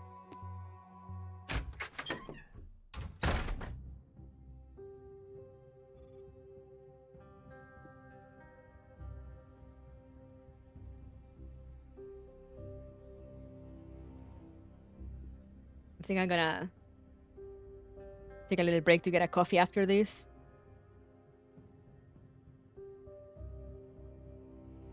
Because I got hit with the sleepy ray.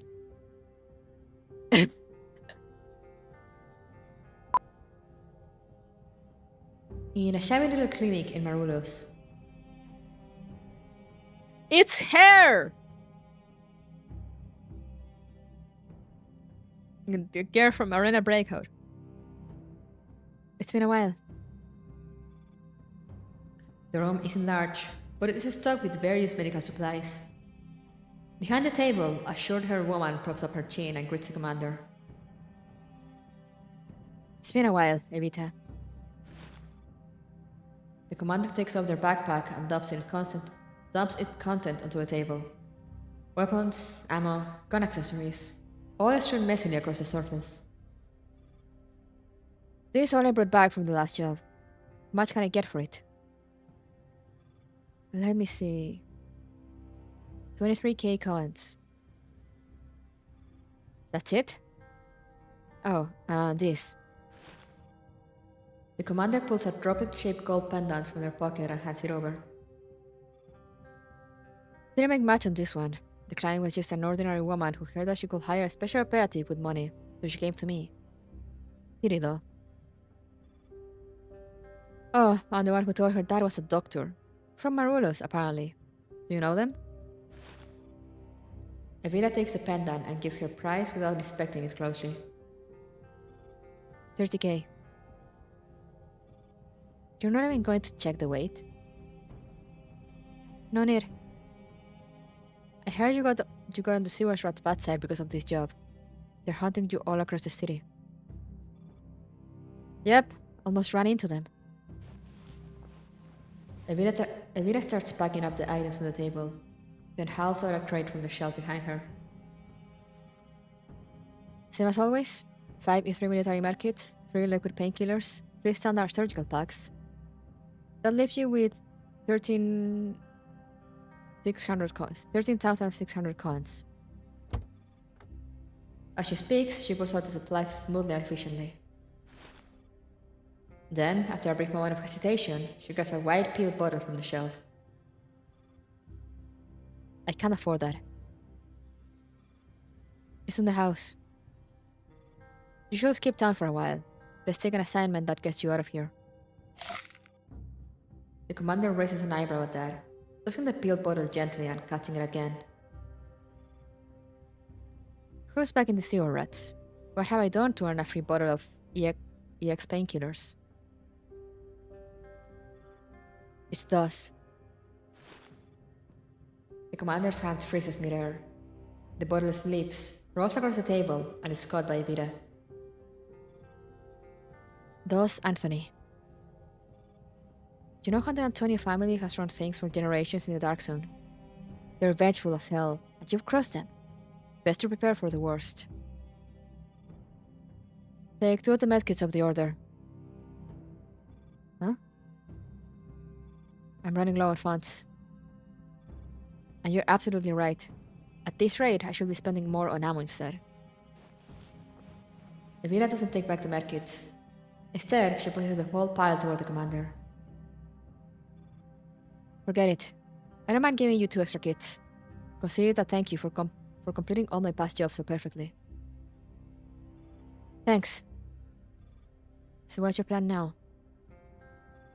There just so happens to be a mission coming up that'll take me out of town. I was still debating it, but I guess my options are pretty limited now. The commander takes the supplies and the remaining coins, but doesn't head for the door. She's just saying, well, you're gonna need it, real.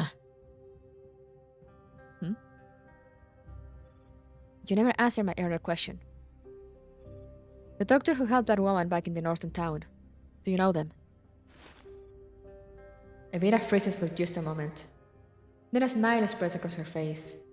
She opens a drawer, pulls out a velvet box, and places the pendant inside. A perfect fit. I knew I couldn't hide it from you. Next time you got a job, just come to me directly. After all, I need all the money I can get to evade Dawson's manhunt. Waving a casual goodbye, the commander turns and walks out. Behind them, Evita stands silently at the table, her gaze unreadable under her long lashes.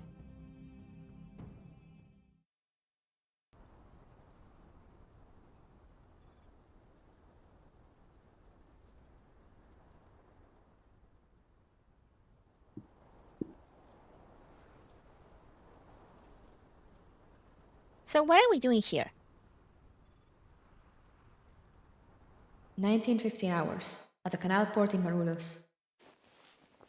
The warehouse is behind them now. The trio are carrying the large box, preparing to board the boat. The departure was set for exactly 1900 hours. It just feels so fishy. We're posing as smugglers hitching a ride north. Should be less trouble along the way. Smart. No one would expect us to take the water route. Mira's eyes sparkle with barely contained excitement. Her oversized backpack bounces with every step. You just think it sounds fun, don't you? Well, their plan does sound more reliable. The three approach the freighter dock at the embankment. It is the only boat still lit at the port. Remember, we're merchants. That box is cargo. Don't let anything slip. Relax and leave it to me. I'm great at this. There they are! A shout rings out behind them, followed by the pounding of feet on pavement. The first shot hits a shipping container nearby. Trouble already? Kuro drops the box and quickly loads her weapon. She fires 2 shots in the direction that the bullet came from. We just left. Wasn't the water route supposed to be safer? The port is mostly empty, with just a few containers piled about. The freighter is a few hundred meters away, far too close for a firefight to go unnoticed. We don't know who they are yet. Don't expose your identity. Move! Into the warehouse! Oh, we got a stage?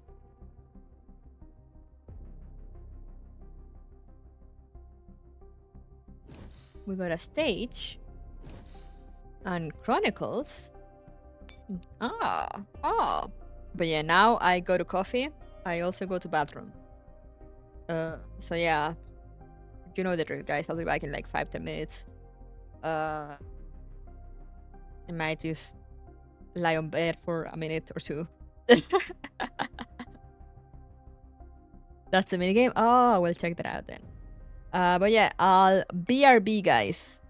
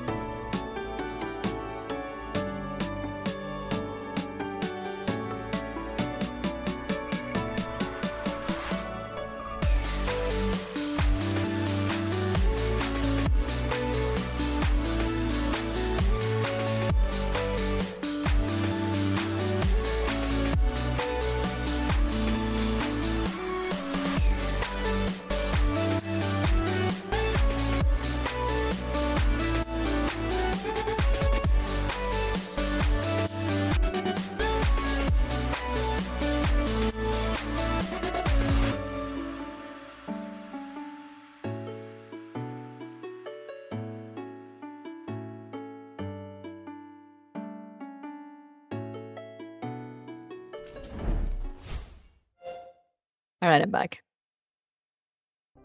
Sorry guys, it took forever. I'm just very EP. I kind of sat waiting for my coffee and just stare at the void. And minutes just kind of tick by. But yeah, I got my coffee now. Hopefully it'll be better.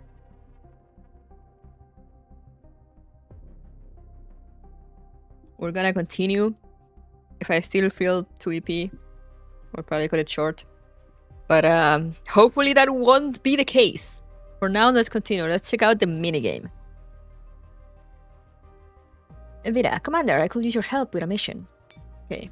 This is probably gonna run horrendously on emulator, but we make do.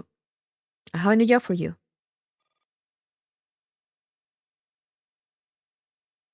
My colleague, Dr. Lorenz, was temporarily transferred to the medical camp at Mangrove Valley to give them a hand there. He should have returned to the hospital last week, but he died in an accident the night before he was set to leave. Suspicious. I suspect foul play. Please investigate his death for me. During the preparation phase, assemble combat tools and purchase supplies to prepare for the challenges you will face in the Dark Zone. I really like the music. Purchase supplies to facilitate your exploration, assemble characters to assist the leader in exploring the Dark Zone, be your backpack maximum capacity and current usage. Obtain intel to log-size story content. View the mission objectives and enemy information specific to each phase. Oh. Do I have anyone? View Dark Zone ratios cost a number of recruitable units here. The Mondol's icon to dismiss her. The leader cannot be dismissed. Thought to be adults details. Those possess different skills and highlighted attributes. Deployment cost is displayed and identical to the unit's purchase cost in Dark Zone rations. Let's just put here, I guess, since it's what we have. It's the only one we have. Then Dark Zone parts to purchase supplies. That was supplies to sell them. Response. Okay. What should we need? Molotov. I can buy one and one. We're gonna buy one and one. Alright. Defeat 16 enemies. Enter Dark Zone. Let's see how does this play. A new mission? Woohoo! Let's see what we're working with here. Ready, fire! This is just like... What? Please read the combat handbook carefully, Commander. Tap skip in the top right corner to close this window. Alright. Deploy units by dragging their carts onto the field. A blue arrow shows which row the unit will be placing. While dragging a unit, her combat skill will be displayed. Ah. The bottom left circular icon shows the current and maximum Dark Zone manpower. Dark Zone manpower regenerates over time.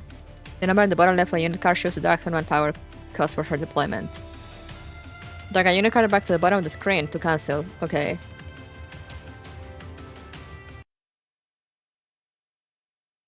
Whoa! Please read the upgrade sources carefully, Commander. Okay. There are icons on the bottom left to place your current and maximum Dark Zone ammo. Dark Zone ammo regenerates over time. There's a number of unit card shows the ammo cost to upgrade the unit. When you have sufficient Dark Zone ammo, the upgrade button above the card will light up. Upgrades are immediately applied to the unit currently on the field, as well as future deployments in the phase. Each unit can be upgraded twice, with each upgrade granting a significant boost to her HP and damage. I see.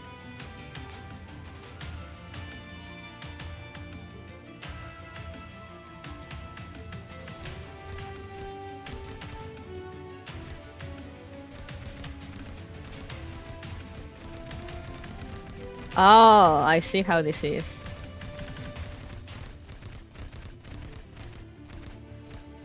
Can I deploy them more than once? I can.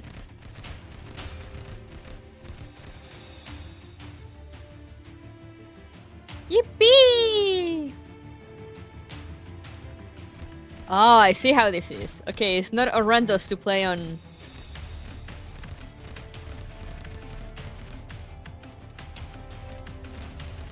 on mobile. You love to see it. Please read the instructions carefully. After completing mission, tap retreat to the dark zone or choose to challenge additional waves to obtain more loot. Oh, we can probably obtain more loot. Right? We're doing perfectly fine here.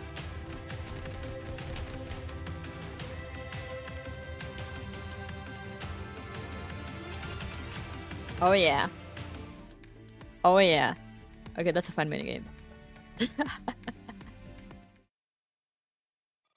Nicely done. Now organize a team and your backpack. A tiny medical kit. On the left, supplies to bring back on the left, supplies to bring back. On the right, supplies to discard. Double items to manage backpack inventory. Oh no, not inventory management. Anything but that. Unit lost in battle must be reassembled. So completing a phase, the leader's capabilities will increase.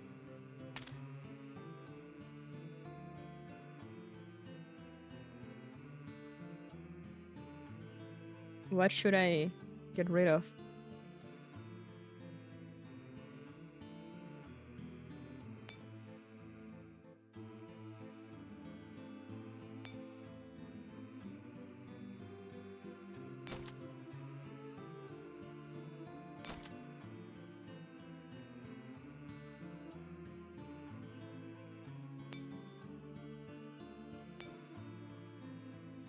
Rise arrival lights are on night.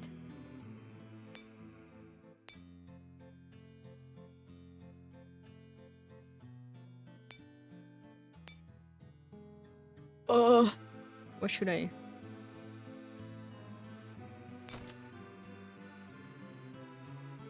I don't know what's important. Let's just grab a bit of everything.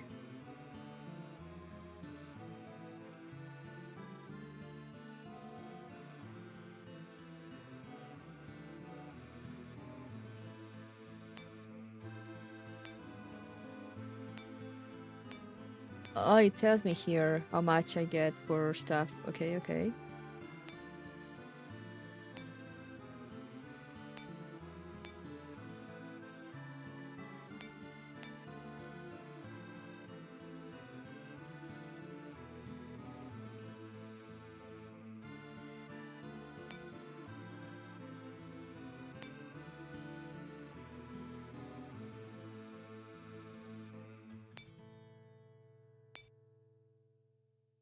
Right. I think it automatically tells me like go to my intelligence. New Blade Chronicles. A tiny medical kit. This medkit looks very familiar. You seem to recall seeing it many times at Evita's.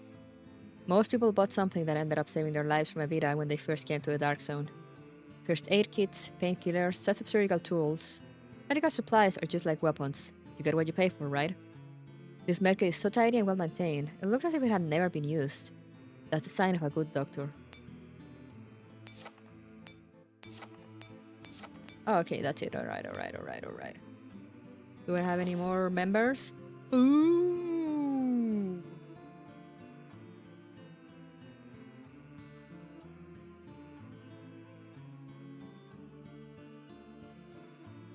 Is a unused medical kit the sign of a good doctor? Either that or a dead doctor that didn't get to use it.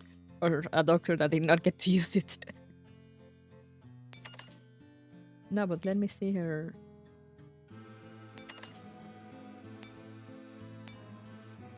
Range, okay. HP, evasion, evasion 40, evasion 40, evasion 40. Okay, let's bring a rifle, I guess.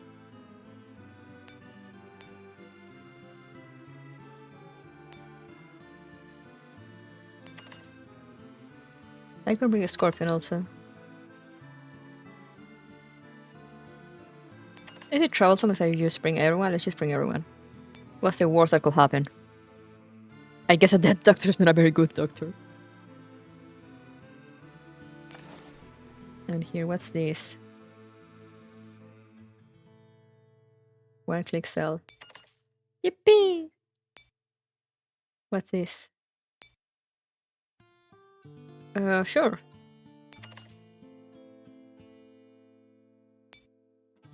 Connect.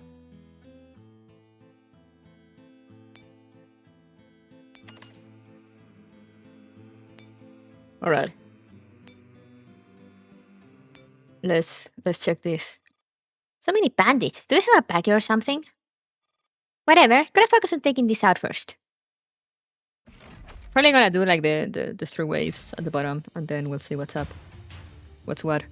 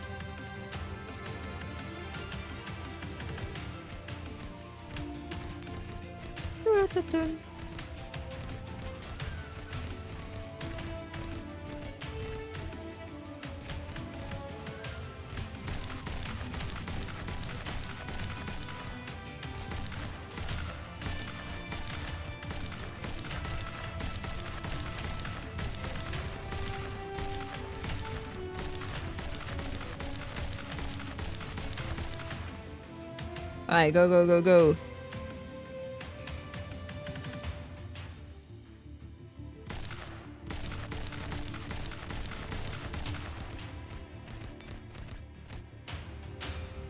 Yippee!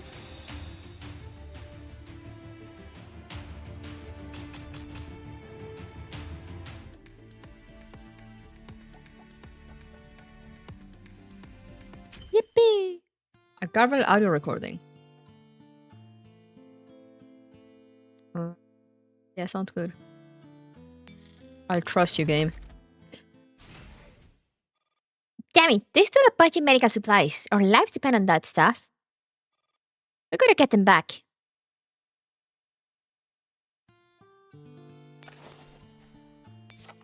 A garbled audio recording of locals murmuring a fragmented conversation. Those fell for it. They're all gone. It doesn't matter if it's Corin or Tevera. None of them are any good. They've all got their eyes on us. Isn't there anyone decent left? That doctor. Her? If you ask me. You should be careful too. That static Vita isn't exactly end of recording. Okay, okay.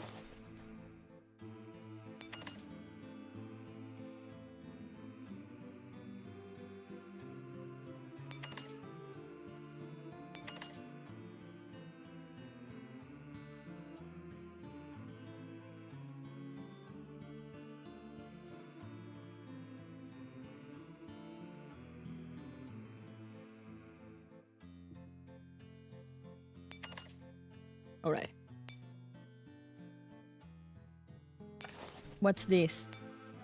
A shield to allies within range. Sure. Wait, what's this? Oh, yes. All right.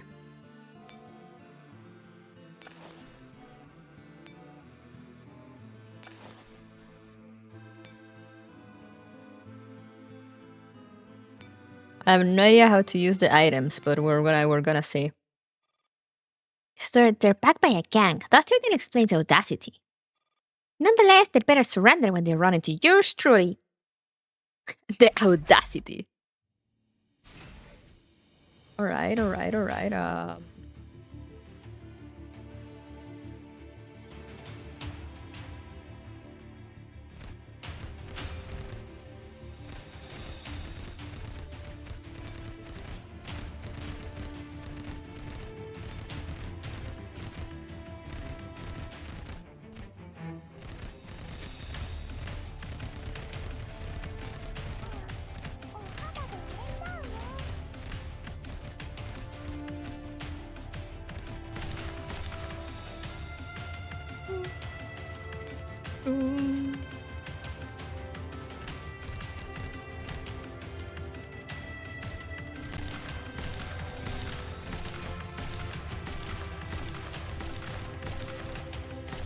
I see. I understand.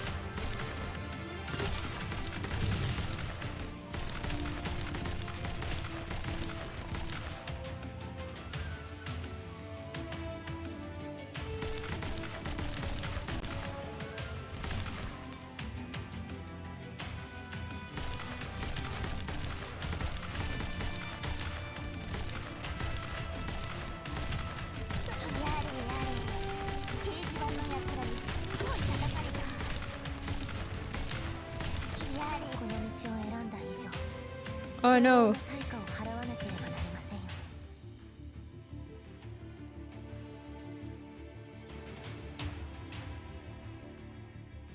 Wait, did it? Sure. I don't know what happened there, but sure.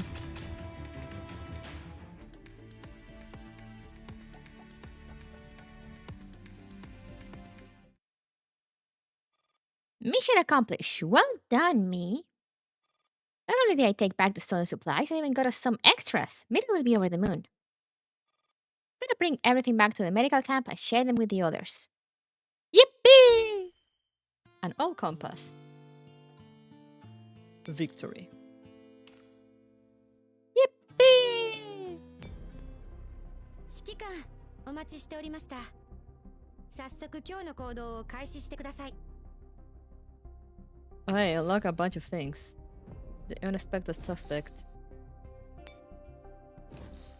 The fading white garb. Wait, what should we read? I am confusion. Those seem to be Evita focused. Let's do the stage first while I finish drinking my coffee. They're shot eggs.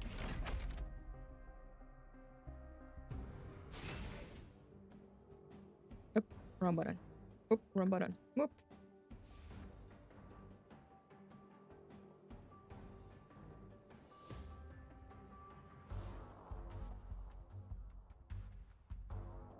Why is it not zooming out?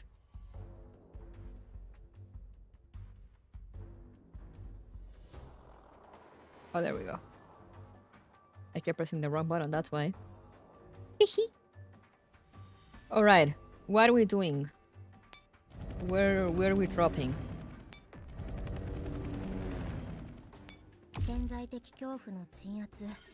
Defeat all enemies. Alert no more than one civilian. An event that goes within a 2-node distance.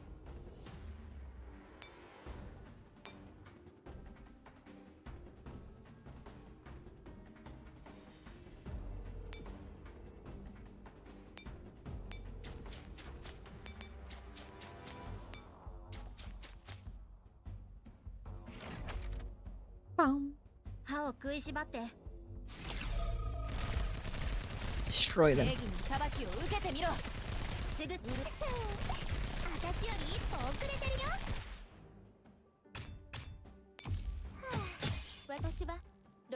Yippee!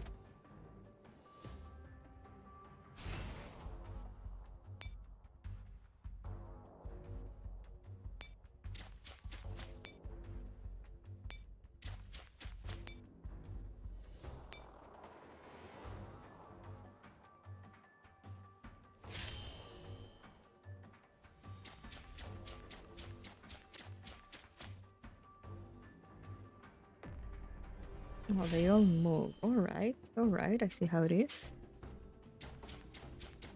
No, why do the civilians also move? You guys should not move.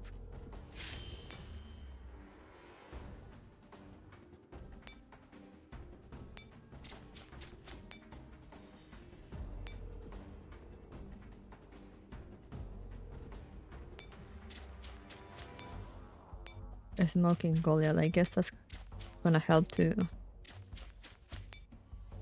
fight the guys without being seen.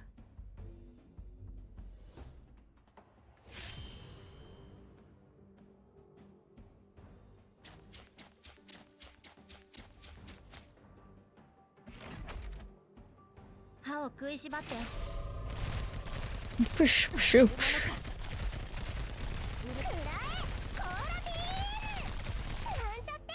Nice. 間に合った。ちょっと寝かせて。本物の戦場と比べると突撃。隙は満ちた。 I love this team. 勝利の余韻に浸るのは勝者の特権だ。 I love the Scar Sisters.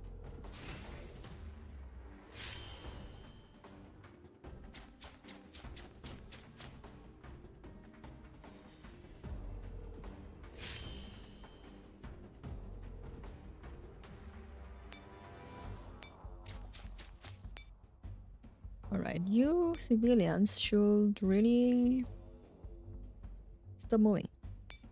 Just putting it out there.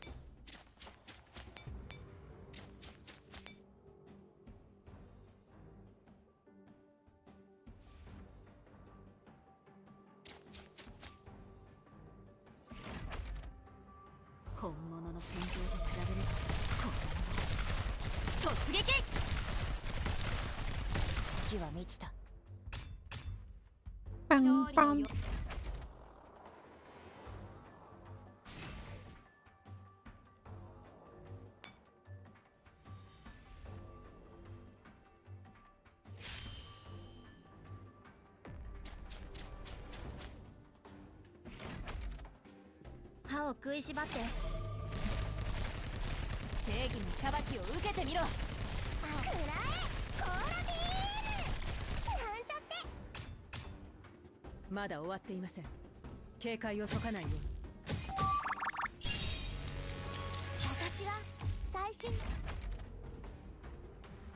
Para, para, para.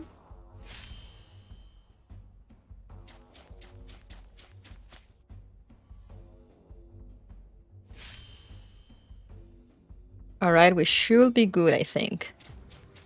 I think this is the last guy.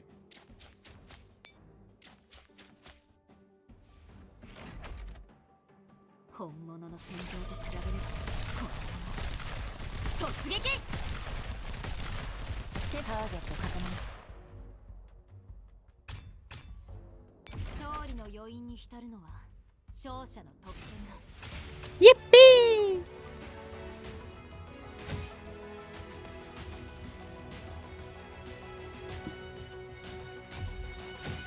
FNP9 拳銃が華麗に登場よ。指揮官、応援お願いね。 Oh, and this is the farming stage. Nice. Now, should we go to... Let's go to Evita's first. I'm curious about her. The unexpected suspect. Since I don't know any of these characters, you know, might as well learn from them. Learn about them. Strange. They shouldn't be in a coma. Where exactly did you find them? Just east of the medical outpost, not far from here. My sister and I found them lying by the road. There aren't any serious injuries. Doesn't make sense. It's almost like they're faking it. Dun dun dun. Look, their hand just moved. Well, rip. There is a crude medical outpost. Part of the ceiling plaster is peeling, and a bag of glucose hangs from a metal rack nearby, slowly dripping into an IV. Where am I? This is the Mangrove Valley Medical Camp. Are you feeling any discomfort? The doctor pulls open the commander's eyelids and shines a flashlight in to check. Doesn't seem like there's anything wrong. Do you remember who you are? Or how you lost consciousness? I'm an operator. I was walking along the road when someone hit me from behind. After that, nothing. If I didn't wake up so soon, I would have blown my cover. Cover? Could be a head injury. Better stay here for observation for a while. Susan, take good care of them. Let me if there's any issue. I'm going to check on the other patients. The doctor leaves. A young girl, about 11 or 12, remains at the bedside, expertly checking the commander's IV line.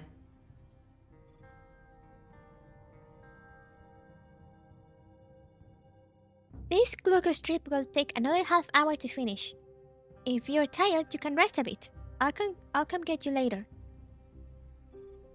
No, it's fine. I think I've slept enough. Were you the one who brought me here? Yes, you were unconscious by the road. My sister Tess and I found you. Thank you. The girl's clothes are patched in several places. They are well worn, but very clean. The collar is frayed from repeated washing. Could you tell me more about this place? I don't know anything about the medical camp.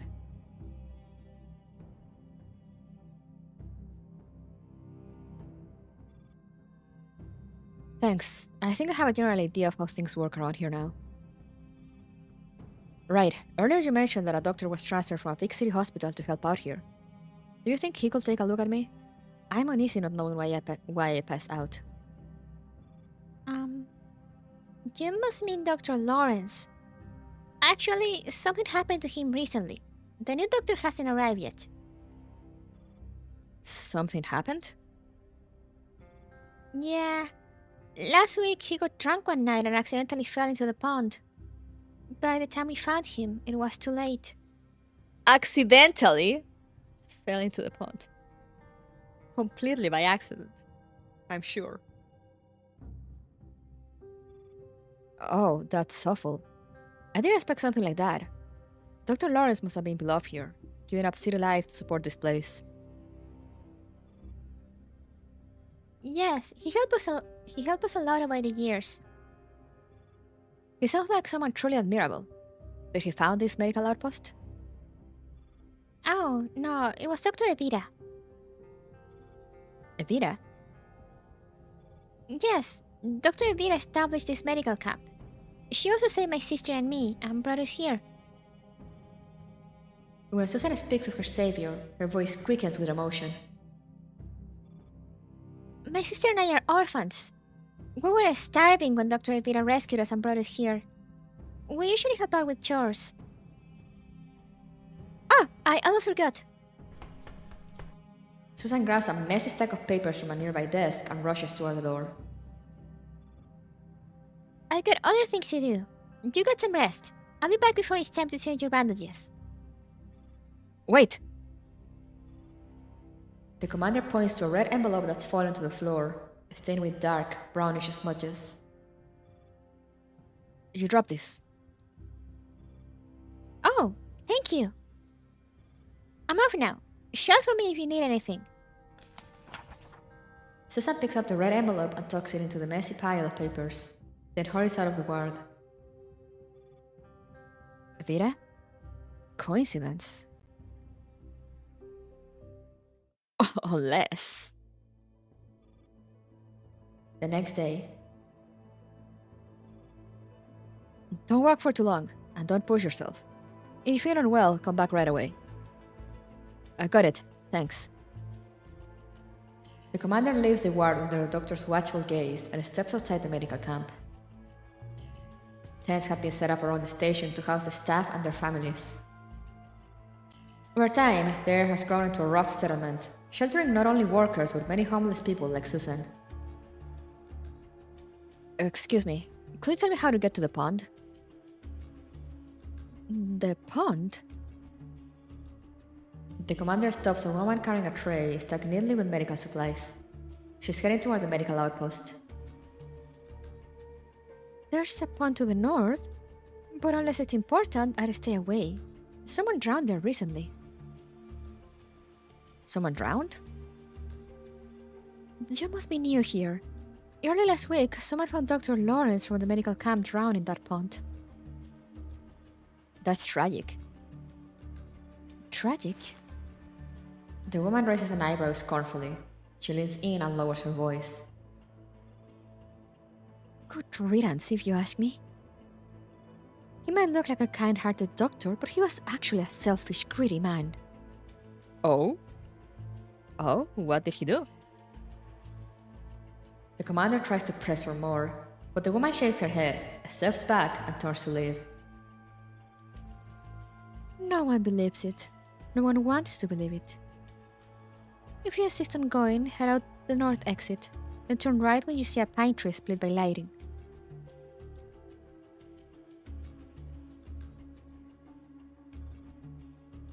This is a small pond, surrounded by trees. No one else is in sight. Plunk. The commander tosses a rock into the water to test the depth. The water by the shore isn't deep enough to drown an adult. Sure, drunken disorientation is possible. They glance back toward the medical outpost. Lorenz was supposedly walking home alone after drinking. But if the info I gather is right, he wouldn't even pass by this pond on the way. A branch snaps in the woods behind them. Someone's there.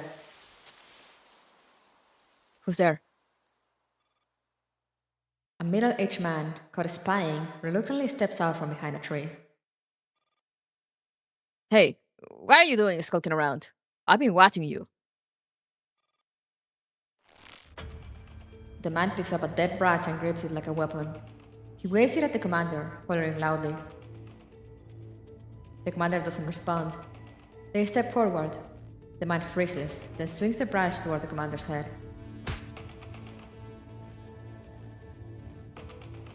Ah! He doesn't see what happens. All he feels is a sharp pain in his right arm. The stick slips from his hand. His world spins, and by the time he realizes it, he's pinned to the ground, arms locked behind him. Oh, easy, take it easy. Talk. Why were you tailing me? Let go. Just a little. I saw you asking around about Lorenz, and then you came here sneaking around.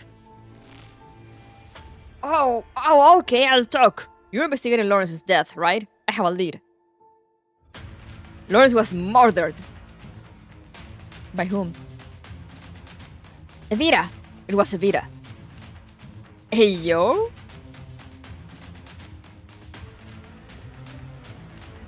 Now released, the man sits across from the commander by the lakeside. Evita? Which Evita? Doctor. She's the one who built the medical camp. Got the people, supplies, funding, all her doing. But she hardly comes here. Lorenz handled most of the operations, treatments, and purchases. Purchases? Yeah, you know how procurement works. People skim a little off the top.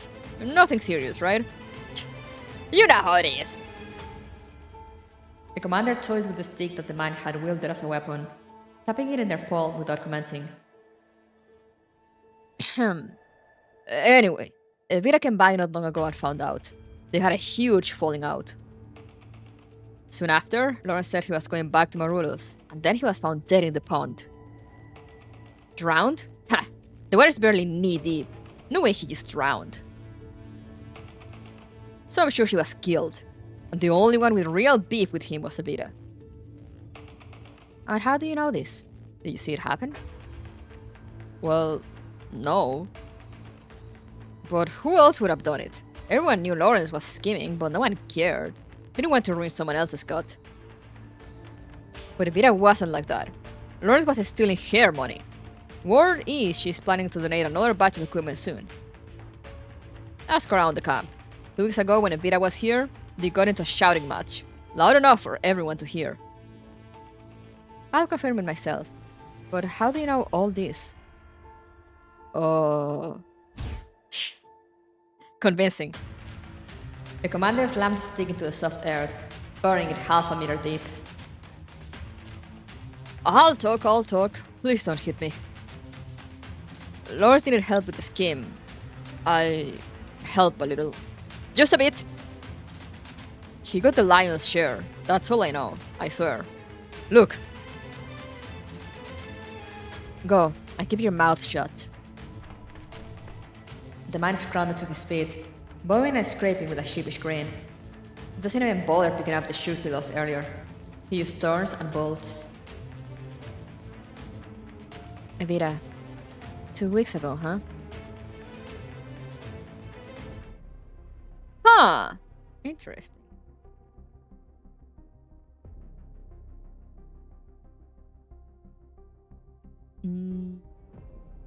Coffee.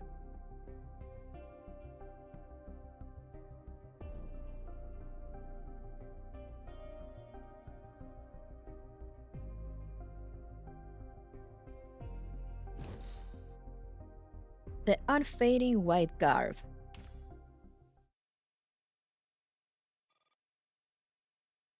Why aren't they back yet? It's already evening when the commander returns to the ward and sees Susan standing by the empty bed, clearly annoyed.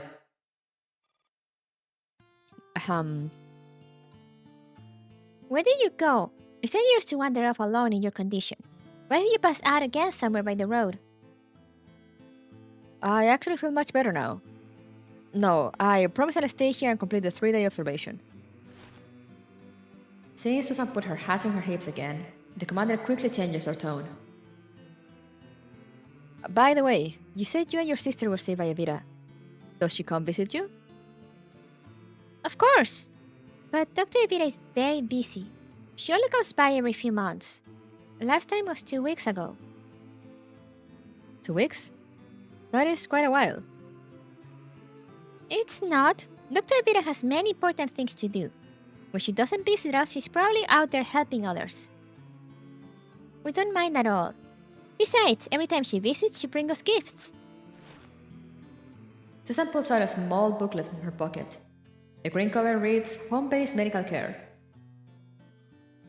See? She brought me this last time. It was a reading book for my sister. Home-based medical care?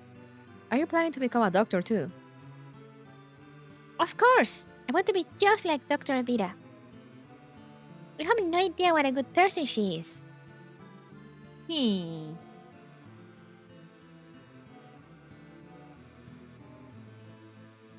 It's a rundown warehouse. The glass on the windows has long since shattered, and the wind whistles coldly through the cracks. In a corner lie some filthy cardboard boxes. 2 young girls squat there, tearing the cardboard into small pieces. Feeling warmer now? Stuff the cardboard under your clothes. It helps block the wind. Sis, I'm hungry. Let's light a fire and sleep early. When we wake up, it'll be tomorrow, and we can eat something then. Susan stows a piece of dry bread away behind her and helps her sister arrange the bedding. Just a pile of cardboard topped with a rough burlap sack. But we still have bread. That's for tomorrow, Tess. It's too cold outside. There aren't many people on the road. We have to make it last. With frostbitten hands, she strokes her sister's head. Just as Susan turns to light the fire, the door opens.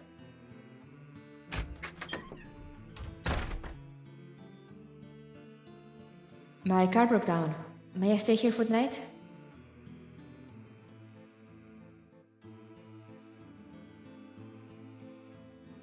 Can we really live here?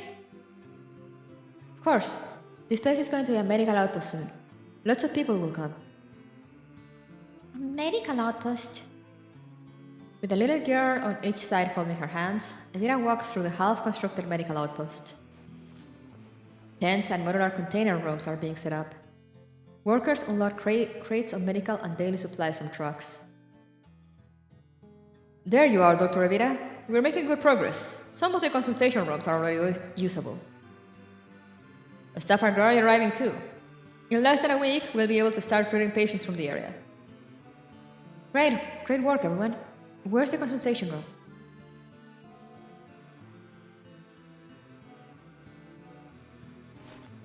After sterilizing the tweezers, Evita gently takes Susan's hand. The frostbitten skin has fused with the torn fabric of her worn gloves. Ouch! Don't be afraid. I'm not. She says this, but as the sharp tip of the tweezers draws near, Susan's left hand clenches hard on her thigh, trying to divert the pain. Big sis! Her younger sister's voice wavers as she fights back a sob. A thought occurs to Evita. She puts the tweezers down and rummages through a messy supply box, pulling out a bag of 5% glucose solution. She carefully cuts a hole, snips a tube, and inserts it into the bag. Then she hands the improvised sugar drink to Susan. Drink it. I don't have candy, but I have this. Improvise, adapt, overcome. Susan, Tess, it's been over a month. Are you getting used to things here? We are. Thank you for taking care of us. Well, since Evita left you in my care, I have to do my best. When will Dr. Evita come back? Soon, I think. She said she'd be bringing a colleague from the hospital. Someone named Lorenz. He'll be in charge here from now on. So we won't see her anymore? Well, I'm not sure about that. What are you all talking about? Evita! Tess runs over and hugs Evita's legs as she steps down from a jeep. Yes, mind your manners. Hello, Dr. Evita. Dr. Lorenz is already in the consultation room. Please head over when you can. Alright. Evita crouches to eye level with Tess, who barely reaches her thigh. She tightens the girl's hair, then pulls Susan close and fishes out a shiny object from her pocket. Look, what's this? I don't know. I've never seen it. Evita slowly curls her hand into a fist. A pink candy wrapped in cellophane slides down and falls to the ground, catching the sunlight with a dazzling glint. Sis, Oh, it's candy. It's sweet. Just peel off the wrapper and you can eat it. I brought a lot this time. Evita pulls out all the candies in her pocket and stuffs them into the girl's hands. Beep beep! The jeep behind them honks. Evita stands up. Be good here and listen to the grown-ups. when will you come back? Tess? Susan pulls her sister off Evita's leg. Little Tess pouts in protest. I don't know. Maybe in a few weeks, maybe a few months, maybe never. The jeep honks again. The driver's face is obscured by the tinted window. Don't wait for me. Evita walks to the passenger seat, opens the door, and is just about to get in. Dr. Evita! I want to become a doctor. A doctor just like you. From a distance, Susan shouts loudly. Evita's face stiffens, but her eyes betray a hint of a smile. Alright, I understand. The jeep drives off, taking Evita with it. Just before the door closes, Susan glimpses the driver. A man with a covered face, in camouflage gear and a helmet. His exposed right hand is covered in burn scars. He looks just like many of the silent, horrid people she's seen before in the Dark Zone.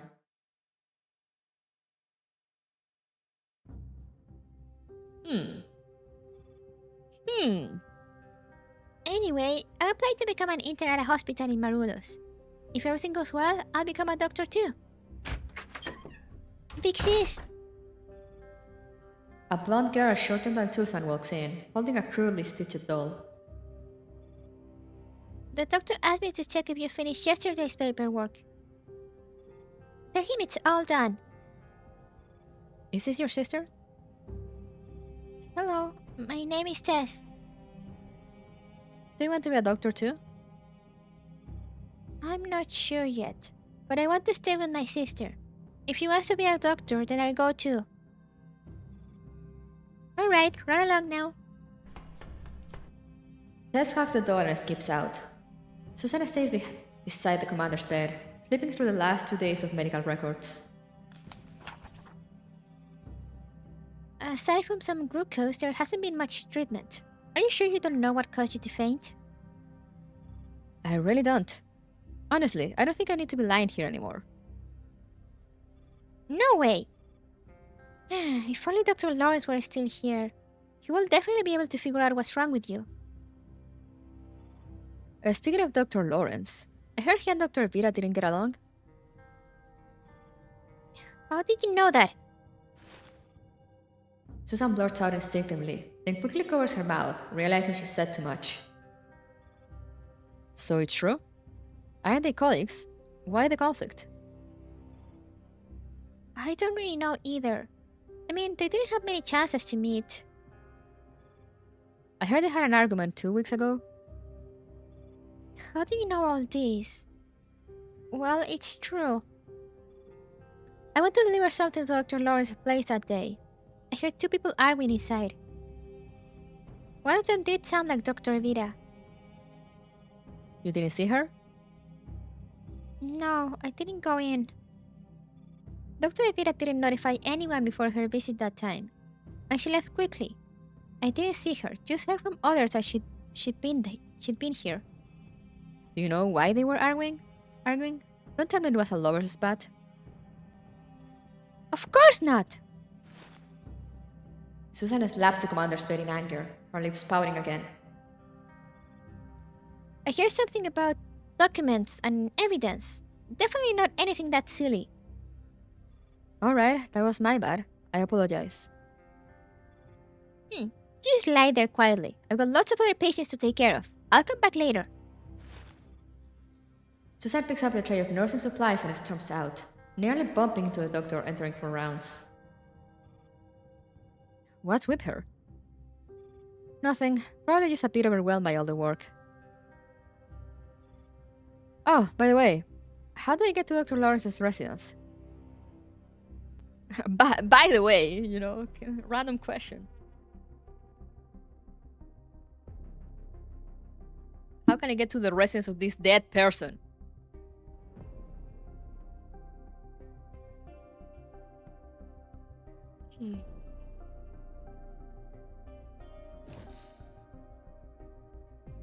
What's this? Oh, nice. Glistening ashes. Let's see how this ends. Night falls. The commander quietly slips into Lawrence's residence. Out of respect, the room has been left untouched since Lorenz' death, awaiting hospital staff to come and sort through the deceased belongings. What a mess. Carefully navigating through the cluttered room filled with documents and miscellaneous items, the commander searches for anything that might serve as a clue. Medical records. Medical textbooks. Procurement orders. They really didn't hold back. Wait, something's off. Holding a stack of procurement orders, the commander quickly flips through the listed figures. 3.4 million, 5.7 million, 2.15 million. Even accounting for embezzlement, why would Levita have invested so much money here? Is being a contractor that profitable? Recalling their last meeting with Levita in Marulos, the commander suddenly feels they should have haggled harder. Well, maybe this is a secret I shouldn't be poking my nose into.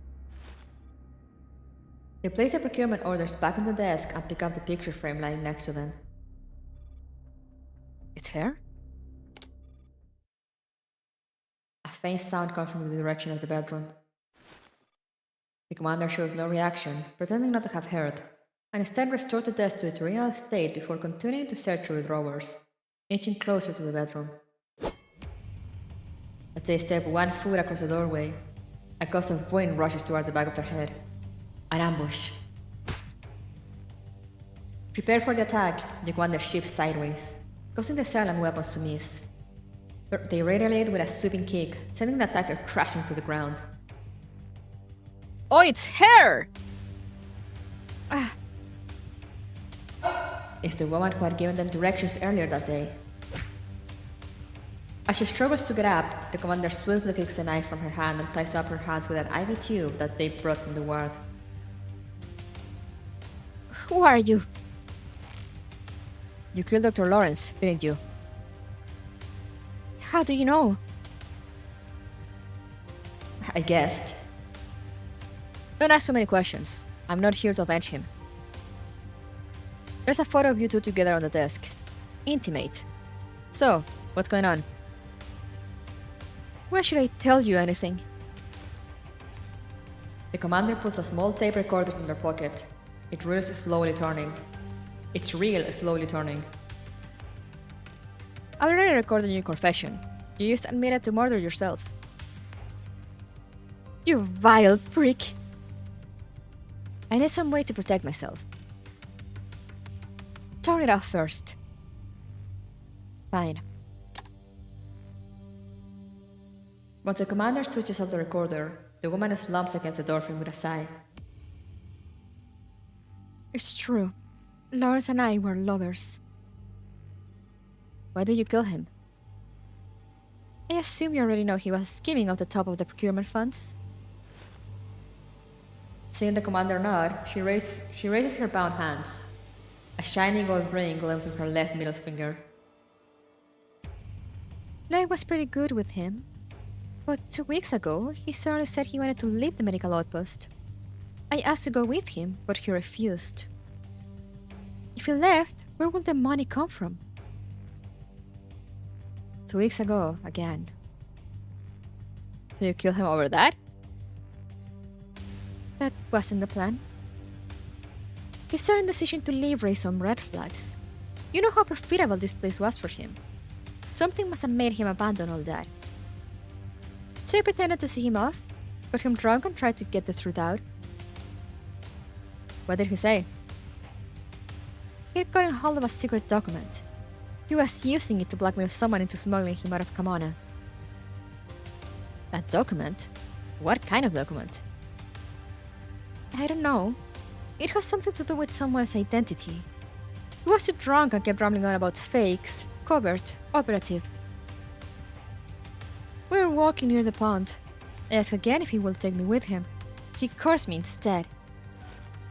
I just snapped. He breathed it out himself. Where's that document now? I came here today to look for it.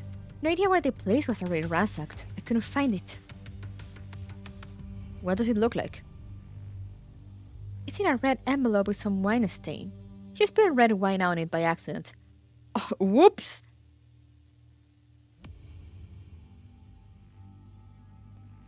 I've got other things to do. You get some rest. I'll be back before it's time to change your bandages. Wait! The commander points to a red envelope that's fallen to the floor, stained with dark, brownish smudges. You dropped this. Oh, thank you. I'm off now. Shout for me if you need anything. Susan picks up the red envelope and tucks it into the messy pile of papers, then hurries out of the ward.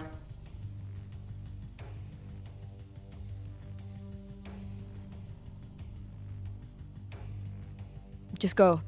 Let's pretend you never saw me tonight. The commander unties the IV tube from the woman's wrists. She scrambles to her feet and stumbles toward the door. Also, forget about the envelope. For your own good. Sheesh! Is that about Commander? They did mention something about having a cover.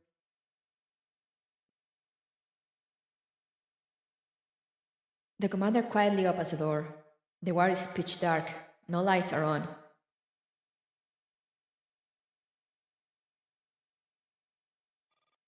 They feel their way to the bedside, only to see a shadow sitting there.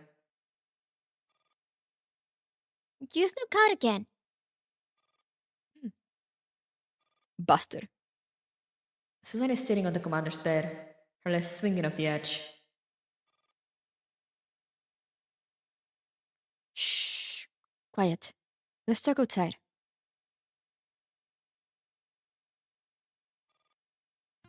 Worried about waking the other patients, the commander follows Susan outside the clinic. So, I was thinking, I really feel fine now. Maybe we should give my bed to someone else? That's what I came to tell you. The doctor says you're clear to be discharged tomorrow. Wonderful! By the way, when I first got here yesterday, I saw you carrying a bunch of documents. What were those?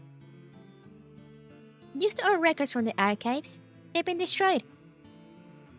Oh. Destroyed? Yeah, mostly backup medical files. Duplicates. I remember you dropped a red envelope back then? Why are you asking? The commander's question puts Susan on alert. She tilts her head and looks up at them, puzzled. Yeah, that's like an oddly specific question, Commander. I just remembered. It might have been mine. Huh? But I already burned it. Did you open it? What was inside? No, I didn't. Was it something important? I didn't mess anything up, did I? No, nothing important. Just a letter from a friend. Oh no. I'm so sorry. I should have checked before burning it. Susan stamps her foot in frustration. The commander gently pats her head in reassurance. It's not your fault. I had just woken up, my mind was foggy. I forgot about the letter myself. Don't pat my head. I'm a grown-up now. Oh? Remember I told you I applied for a medical internship in Marulos? I just got the news. It's been approved. And I'm allowed to bring my sister too. Congratulations! Looks like your wish is coming true. Thanks. I'm so excited. I'll be heading out next month. I finally have a chance to become the person I want to be. I just don't know if I'll get to see Dr. Evita at the hospital. You'll see her. Yeah, I will. I've even prepared a gift for her. Susan pulls out a string of colorful, glimmering beds from her pocket. Don't they look like candy? Kind of. I strung them myself. Took me ages to collect enough pretty ones. Under the light, she excitedly shows the commander the fruits of her labor and explains the story behind each bed. Utterly oblivious to the commander's distracted silence. Anyway, I'll make sure to hand it to Dr. Evita myself. It's getting late. I won't keep you. I'll visit again tomorrow. Carefully packing the beds into a small cloth pouch, Susan tucks it away and waves goodbye, running off down the footpath. Hey! She stops and turns back. The flickering street lamp overhead casts a wavering shadow across her face. Don't mention that envelope to anyone. I feel embarrassed about this silly mix-up. Okay, no problem. Not even to Vita. Susan waves to show she understands. The commander watches her run off into the night until she's completely out of sight.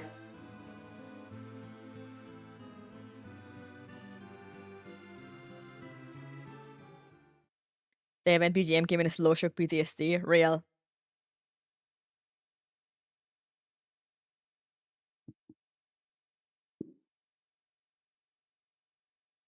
At night, the pond is even quieter than it was during the day.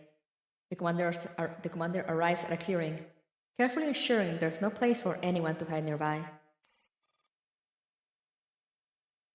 Hello? How did it go? It's all confirmed. Dr. Lorenz was indeed murdered. He had been using his procurement privileges here to make money for himself, and his mistress took a decent cut out of that, too. Not long ago, he announced that he was leaving but didn't plan to take her with him. Out of resentment, she got him drunk and pushed him into the pond. Is that all? If I remember correctly, my job was to investigate the cause of Lawrence's death. Beyond that, I didn't dig further. Did Lawrence leave behind anything? As far as I know, all of his belongings are still in his home, waiting for your team to come sort them. Anything else? What do you mean? Never mind. You did well. You received the promised payment. Thanks. One more thing. I heard there was a recent raid on the clinic. A lot of supplies were stolen. I'm sending you the coordinates of the raiders' hideout. I hope you can go check in on them tomorrow. No problem. My pleasure.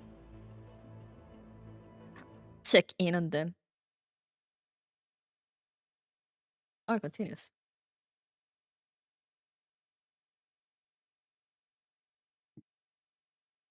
These sections are very long for a collab, damn.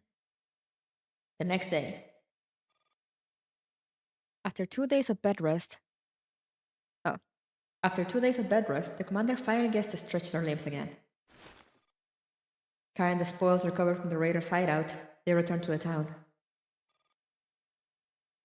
With this, I shall be able to repay everyone for their help these past few days. Hurry! The fire's getting worse! Someone rushes past the commander, holding a bucket of water. Oh no. Oh no, what happened? The commander immediately follows the man. They're headed straight for the medical outpost.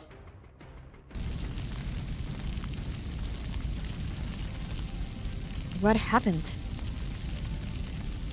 Turning the corner, the commander sees thick black smoke billowing from the clinic's windows. The man with the bucket dashes inside. There are still people in there! The commander strips off their coat, soaks it in a water bucket nearby, throws it over their head and rushes into the building. The fire originated in the archives. The commander kicks open the jammed door. Someone lies motionless on the floor. Shelves have been knocked over, papers scattered everywhere, some already reduced to ash. It's the same woman from last night. Without hesitation, the commander scoops up the unconscious woman and bolts for the exit. Is anyone still inside? No, everyone's been rescued. What about the two girls? What? The commander turns to rush back inside, but is restrained by those around them. The fire's too intense. Do you have a death wish? Let go of me. They didn't even open it. Don't scare me. A tiny hand tugs at the commander's coat. It's Tess and Susan, both with tear-streaked faces. The fire was so big. I was scared. The girls throw themselves at the commander from both sides. They can feel their small bodies trembling as they tighten their arms around them. Don't be afraid. It's okay now. It's over. We didn't go to the clinic today. What happened? Around them, people scramble to extinguish the remaining flames. A doctor continues CPR on the woman for over 10 minutes before finally shaking his head in exhaustion and closing her eyes. Handing the girls over to a nearby nurse, the commander walks over and checks the woman's nostrils. Everything froze! Is one of the girls using the same sprite as the girl that died in a slow shock?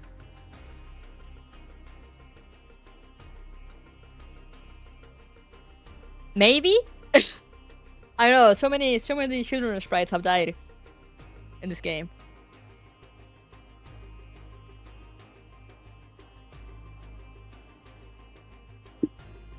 No suit. The cause of the fire was identified. Chemicals spilled in the dispensary. When two compounds mixed, they ignited and set the contents ablaze. It then spread to the archives. Did anyone come here today? No. Not even Evita. Evita? No, she's been busy running Marulos, arranging a donation of new equipment for us. Fire safety systems, in fact. If only they'd arrive a little sooner. The doctor treads off, unable to finish the sentence. Pixie, it's not...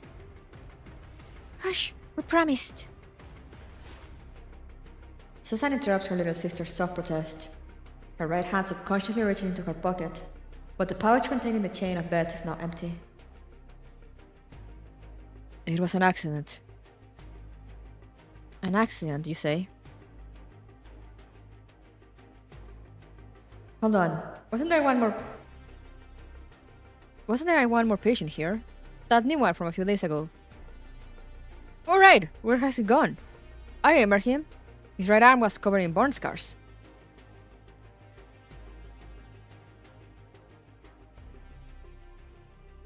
You don't say. Take good care of yourself, you two. The commander pats the two girls' heads one last time and turns to leave. Where are you going? Now that you ask me, I don't really know either. The open flames at the medical outpost have finally been extinguished. No one is crying, and no one expresses sorrow over the losses. Everyone just goes about their tasks, salvaging what can be saved, tending to the injured, as if nothing out of the ordinary has happened. After all, they've all grown used to it, used to sudden, irreversible partings.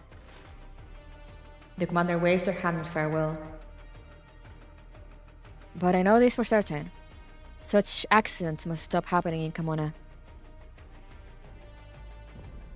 Okay, sure. And what are you gonna do about it?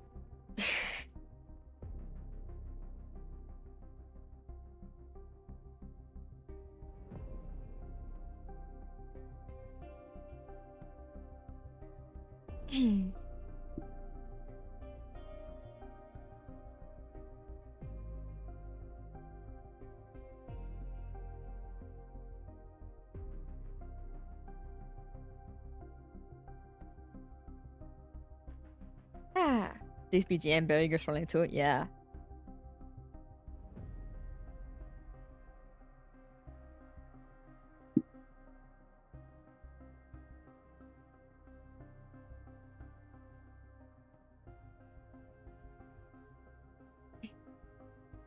Sorry, my neck.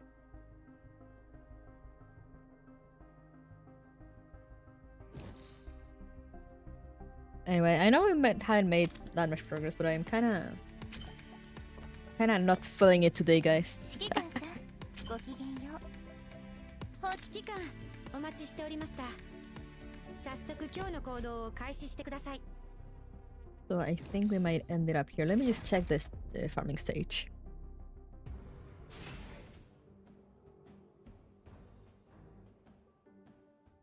Oh, it's one of those. Is there anyone I don't have? No.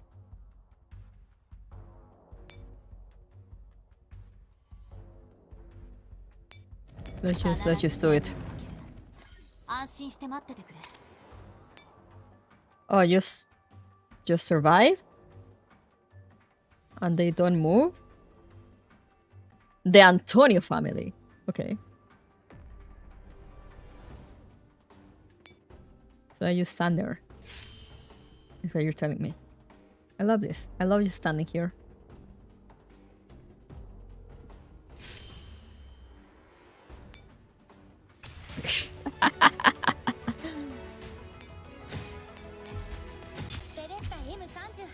I love you standing there menacingly and doing nothing.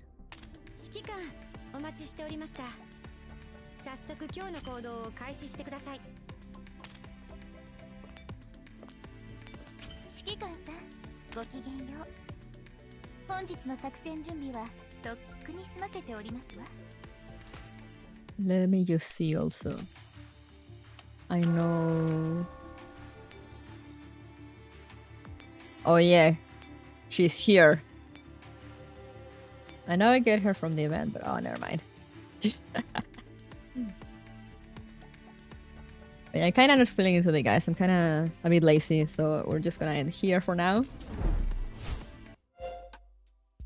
Whoop, I forgot to move. There we go. But yeah, just gonna leave it here for today.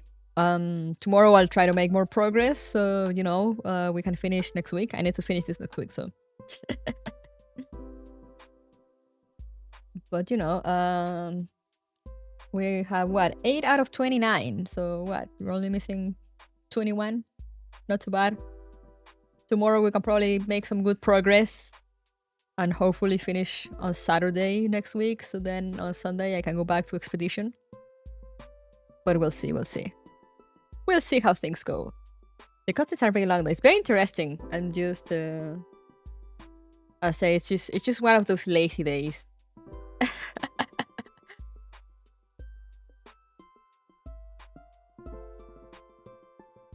But yeah, tomorrow we'll be continuing this. It's been pretty good so far. Yeah, it's been pretty interesting so far. Yes, as I said, it's one of those days that I'm just like I've had enough. I had enough of reading.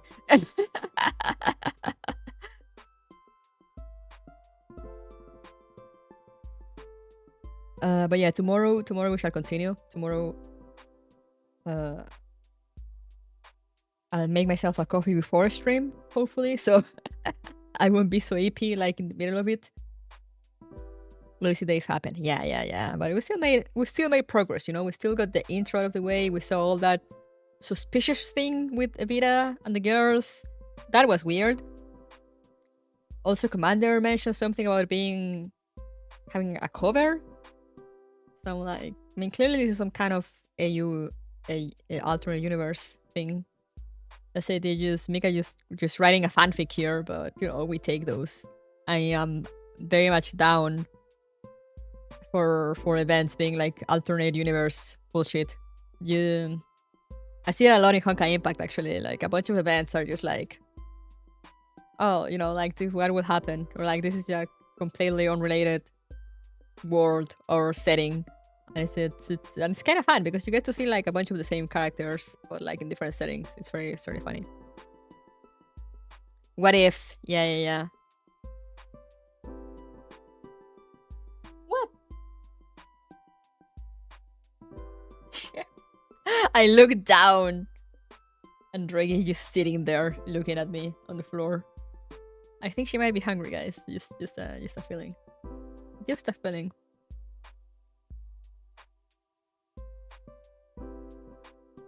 Is it a fanfic or one of the words I'm missing in tribal?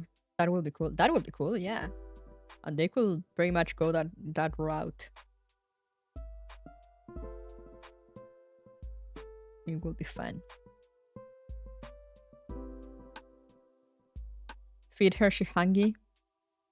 She shall be fed. She shall be fed.